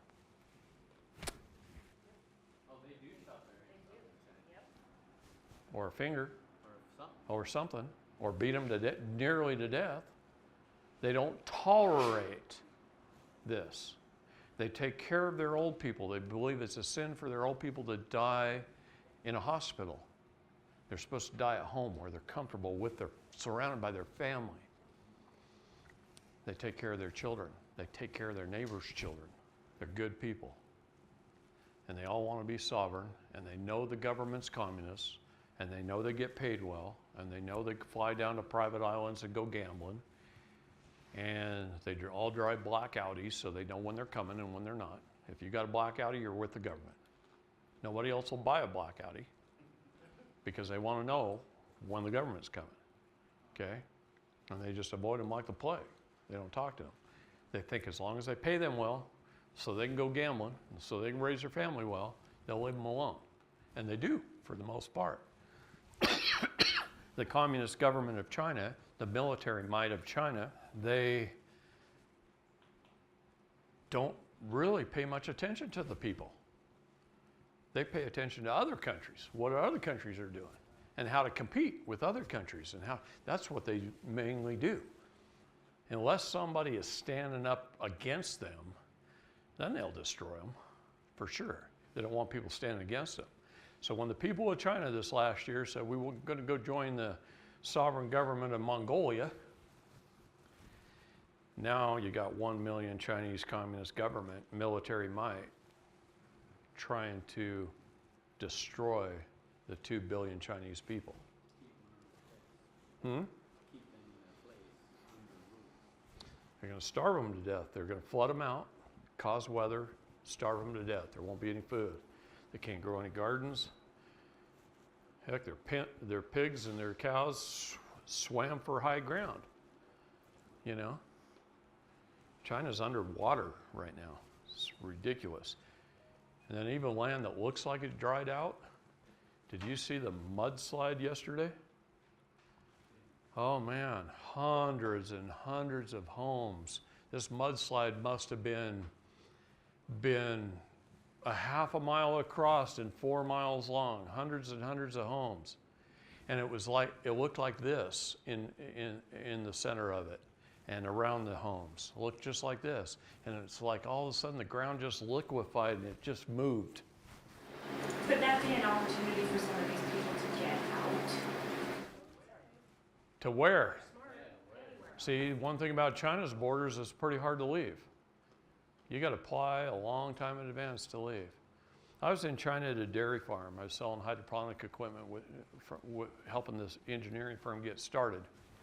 And went to this guy who's considered a fairly wealthy dairy farmer, right? He owns lots of land, he owns lots of cows, he's rich in China. And he introduced me to his daughter, who's about to graduate from high school. He says, can you do me a favor? Now, understand, I'd met the guy about 1 hour before. I'm from a different foreign land. And he introduces me to his daughter. He wanted you to marry her? No. He wants her to go to school to one of the best colleges in California, right? And he says, can you do me a favor? And I said, what's that? He tells his daughter something that I can't understand. She goes in the house, she comes back out. She brings out this suitcase, sets it down. He opens it up. He says, "You think 500,000 American would be enough to get my daughter a house, get her set up at the school? Would you help her do that? I can't leave the country. I have to dairy farm. I can't take her to California." She got visa, applied for it 7 years ago. She had to apply for it 7 years in advance to come to an American school. And he wants to hand me a suitcase with $500,000 American dollars that he has to go to the airport with Chinese dollars and exchange it for American dollars at the exchange rate to save, thinking he can send that with her so she can go to California, buy a house and 4 years of college with $500,000. She ain't gonna get a house in LA and go to a college in LA for $500,000. He's asking a perfect stranger to do that for him. To hand me $500,000, go ahead of time. He knows I'm flying home next week. Buy her a house and get her set up in college so when she get there, that's how loving and trusting these people are. To me, being from America, $500,000 in a suitcase. I can't even imagine giving that to one of my best friends and trusting him to go buy me a house, put me in college, right? Much less a guy I met from another country an hour ago. I was born at night, but it wasn't last night. Okay, the right to equality in the eyes of the law and to equal representation. The right to trial by jury, being an impartial panel of one's peers. What did I tell you the legal definition of the word peers was? It's someone from your own neighborhood who knows you, who knows your situation in life. What if he knows that you can't hardly keep your lights on, you can't hardly keep your children fed, and you went to the store and you stole dinner for your kids because you had no money before your next paycheck? He knew you were an honest man, but that you had to do something to feed your family. I think the jury would be fairly lenient in that case, don't you? If they were a jury of your peers. But what does our court system want us to do? They want to find a jury from the next county who has no idea who you are, doesn't know your character, doesn't know anything about you. How can they judge a man if they don't know who you are? Okay? You said that we had to ask for that in a specific way, not a trial by jury. A trial by jury, not a jury trial. Yes.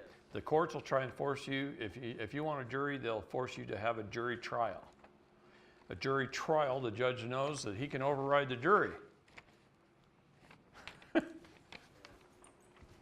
If he doesn't like the outcome. The right to appeal in law against conviction or sentence or both. The right to expose knowledge necessary to one's rights and freedoms. See, I'm exercising that right now. I have the right to expose knowledge necessary regarding one's rights and freedoms.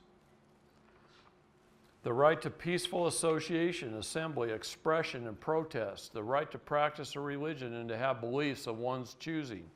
The right to love and to consensually marriage with children as a family. The right to security from abuse, persecution, tyranny, and war. The right to refuse to kill under command by the reason of conscience.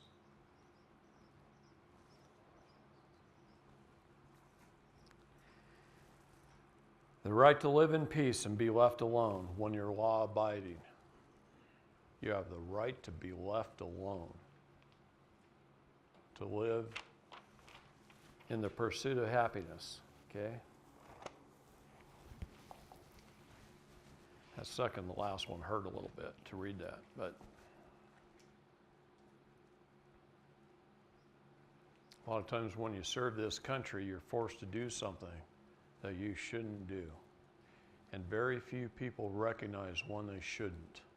And I've watched orders be given to do something that was not approved to do. And I've watched people follow those orders. And it hurts when you see people you love, that you fight beside, follow an unjust order, rather than take that commanding officer up on trial.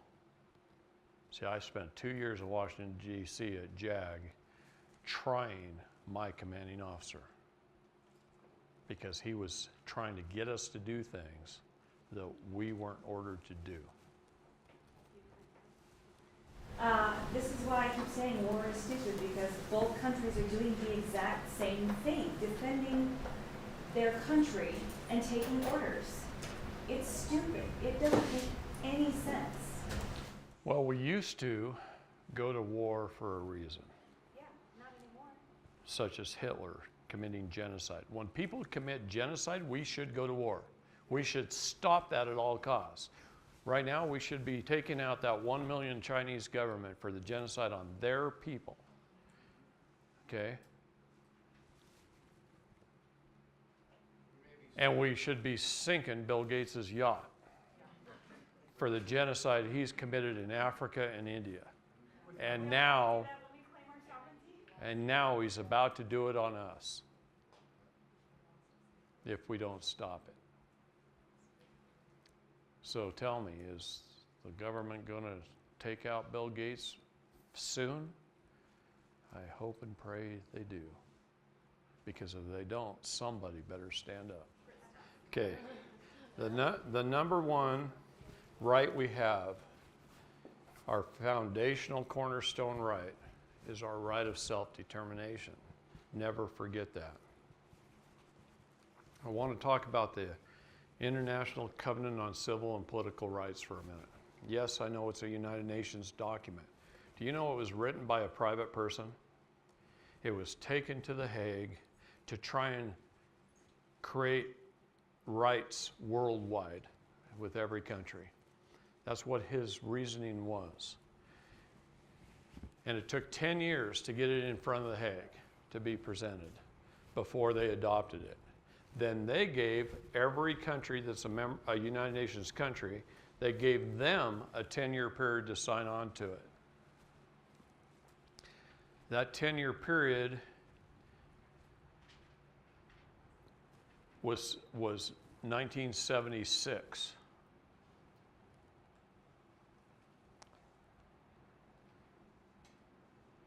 The United States refused to sign that until Russia signed it. Russia signed it in 1992. Russia signed the International Covenant on Civil and Political Rights in 1992, and then they went home and they rewrote the Russian Constitution. And one of the first things they did is elected President Putin. And he is absolutely loved by his people. And they recognize through their constitution a man and a woman and a person and the choice at any given time to be what you're supposed to be in that jurisdiction. They recognize that. They recognize the right to a family and the right to your children. And since 1992, Russia has been a freer country than the United States of America. The propaganda you hear about it here is false. They come over here and they buy our aircraft manufacturing. Bend, Oregon is known for its small aircraft manufacturing. We had Cessna plants there, Lancer plants, King Air plants there, Epic Air manufacturing plants there. There's plants that make just specific aircraft equipment. There's another plant that makes an amphibious airplane. I can't even think of the name of it. There's all kinds of aircraft manufacturing in that area. You mean like the bat plane? It goes underwater? No. Oh. No, it's an amphibious. It lands on water, takes off on water. It can take off on land or water. So, anyway, hey, that was good. I saw the fear in your eyes. So anyway, They come over and they buy our aircraft manufacturing plants and invest in our aircraft manufacturing plants.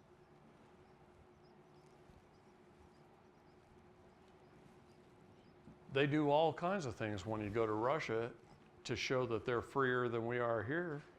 And what do we call them? Bunch of communists. Well, that's what they were prior to 1992. How long do we got to keep blaming them for that shit? I mean, seriously. Do you know, I honestly believe that within 2 months of President Trump taking office, we would have had a trade deal with Russia and he would have been good friends with Putin and it all would have been fine, except the Democrats stepped in and stopped it by blaming Russia for helping him win the election and blaming Russia for this and blaming Russia for that. I can honestly call bullshit on all that. Is that why Melly got arrested? Because that was the focus of her investigation with Bush? I knew the second I watched that video that she was in trouble and she should be protected, not at home with her kids. That's going to be a tough fight. It's another Julian Assange. It is exactly, or Snowden, or, I mean. My mentor taught me years ago. He self-taught himself with his own lengthy ordeal. Super smart. He called himself Fair Willings Online, Wade Nelson. He explained to me like this. I kept coming to him with these distraught parents whose kids just got taken and falsely accused. He said, if I commit a crime, a documented crime against my child, arrest me and charge me accordingly. But to just arbitrarily snatch a child on an unfounded, anonymous report by a possible vindictive ex-spouse or an angry neighbor or whoever, and physically remove that child from me, and I don't know why, and I don't know who, and this is what he taught me he was teaching me how to help the parents on that phase of the. Well, that's why I'm trying to tell you. They do it under the two doctrines of parens patriae and loco parentis. That's how they do it. They do it because we're citizens, persons, and residents. We don't know our status. They do it because the state could claim to be the parent under a false and fraudulent doctrine that we let them get away with because we don't know it's a false and fraudulent doctrine. Let me ask you, how many have ever heard the words, unless you listen to my videos, how many have ever heard the words parens patriae before today? You know? I mean, on your own without listening to my videos. Very few people. ASFA and Title IV, the two acts of Congress that even set up our Child Protective Services agencies in the United States, say in both acts, which clearly states the intent of Congress, right? If they say it so plainly, they cannot take a child from a parent without the parent's consent. Unless the parent, through proper due process of law, has been tried and found guilty of a felony. And then and only then, they must search for a relative to place a child with while that person is paying for their sin. When he's out, he's served his time. He paid his debt to society. He needs to get his kid back from that parent, from that relative. And only if a relative doesn't step up to the plate can they place it in a foster home, temporarily. If you go to jail for 5 years, on the 6th year, if your kid's still underage, you ought to get your kid back the day you walk out of prison. And the first thing they did in every case we worked on was they found a reason to disqualify every single family member first. That's exactly what they try and do, 90% of the time. Not only what I'm seeing it's even worse. Let's just say you got two parents, husband and wife, right? I'm going to point at you, but I don't. Anyway, let's just say she's a drug dealer or a druggie. She's on meth, and he's the good dad. They'll take him away from the good dad, give it to her. Even though she's the one that signed the birth certificate as an informant, giving up the child in the first place. Now let's switch roles. He's a wife beater. He yells at his kids. He screams at them. The neighbors see it. They call into DHS. DHS takes the kids from the family. They put her through hell for 18 to 24 months, terminate her parental rights, and give them back to him, the abusive parent. They take them away from the good parent first and give them back to the bad parent. I'm seeing that all over this country. You know why they do that? Why? Because then once you got away from the tough parent, the good parent, it's easy to take it away from him. You screw up one little bit, and I'm going to just rip them out of your hands, and it's going to be easy because we've got all this evidence that you were the bad parent, or vice versa. Doesn't matter. Moms are being told, you file a restraining order against him now, or you will never see your children again. 10 years ago, what I was seeing is I was dealing almost strictly with women because the woman signed the birth certificate application as an informant. They were taking it away from the women and giving them to the heirs, the hierarchy, the estate of the father. And I was dealing all with women. Now I'm dealing with men just about as much as I'm dealing with women. It's whoever's the better of the two parents is the one I'm working with because that's the one they're taking them away from. The better of the two. Divide and conquer. And that's what I'm seeing now.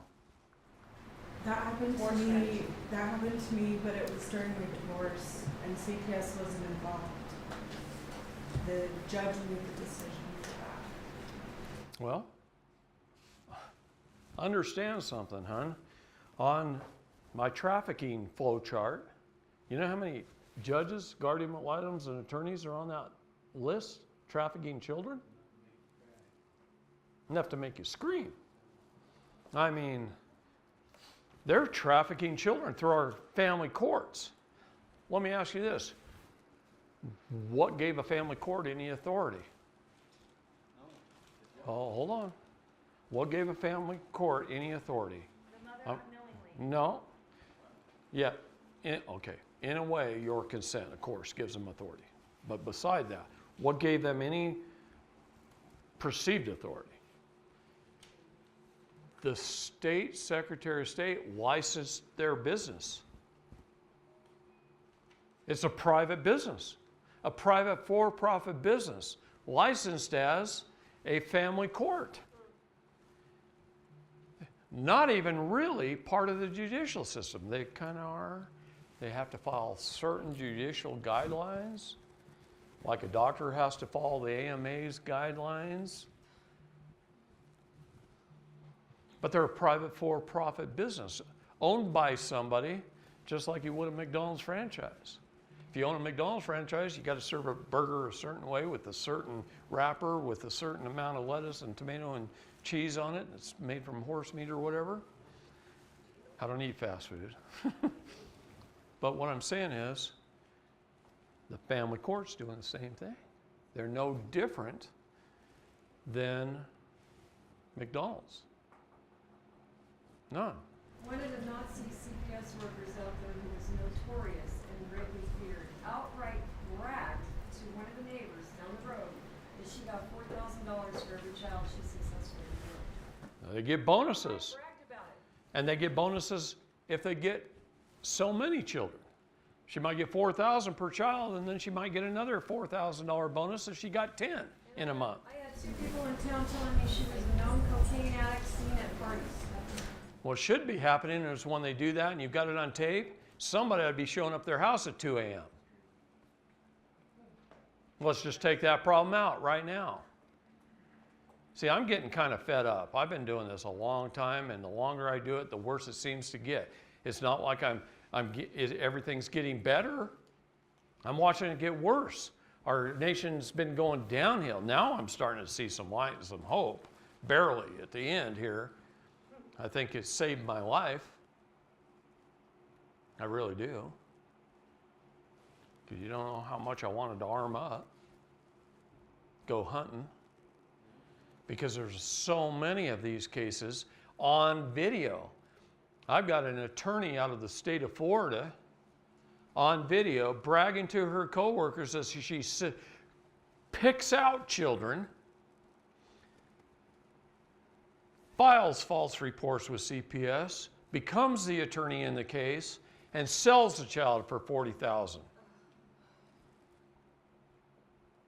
After she's made them jump through 18 months of hoops and terminated her parental rights. And This is important. What we discovered at Rachel's Tears, while there's a case plan in place to reunify, there's this mandatory secondary case plan in place to adopt out. mhm. And they don't tell you that, and that's in the best interest of the children, supposedly. Okay, all of that is SMU. That's all policy written by whom? I want to know who it was written by. Because it's just like that, what we found on the FDA. They write 1,398 policies that become law, and that one person who wrote them didn't have any authority to write them in the first place. And people are going to jail over it. I've got 4 people in jail right now over that. Okay, one more question, and then What's the code that you were referring to that says they do not have permission to take your child? it's not a code, it is an act of Congress. It's the American Safe Family Act and Title IV D and E of the Social Security Act. Title IV D and E. These are the acts of Congress that set up the agency, and this is how they're supposed to get paid. Okay? Thank you guys very much for sitting in the heat for 3 solid days on steel chairs. I'm proud of you. And you're putting together a Facebook group? Thank you, because this is how I tell, is by how many people stay to the end, if I'm given the right information. So really appreciate you being here. I love you all very much.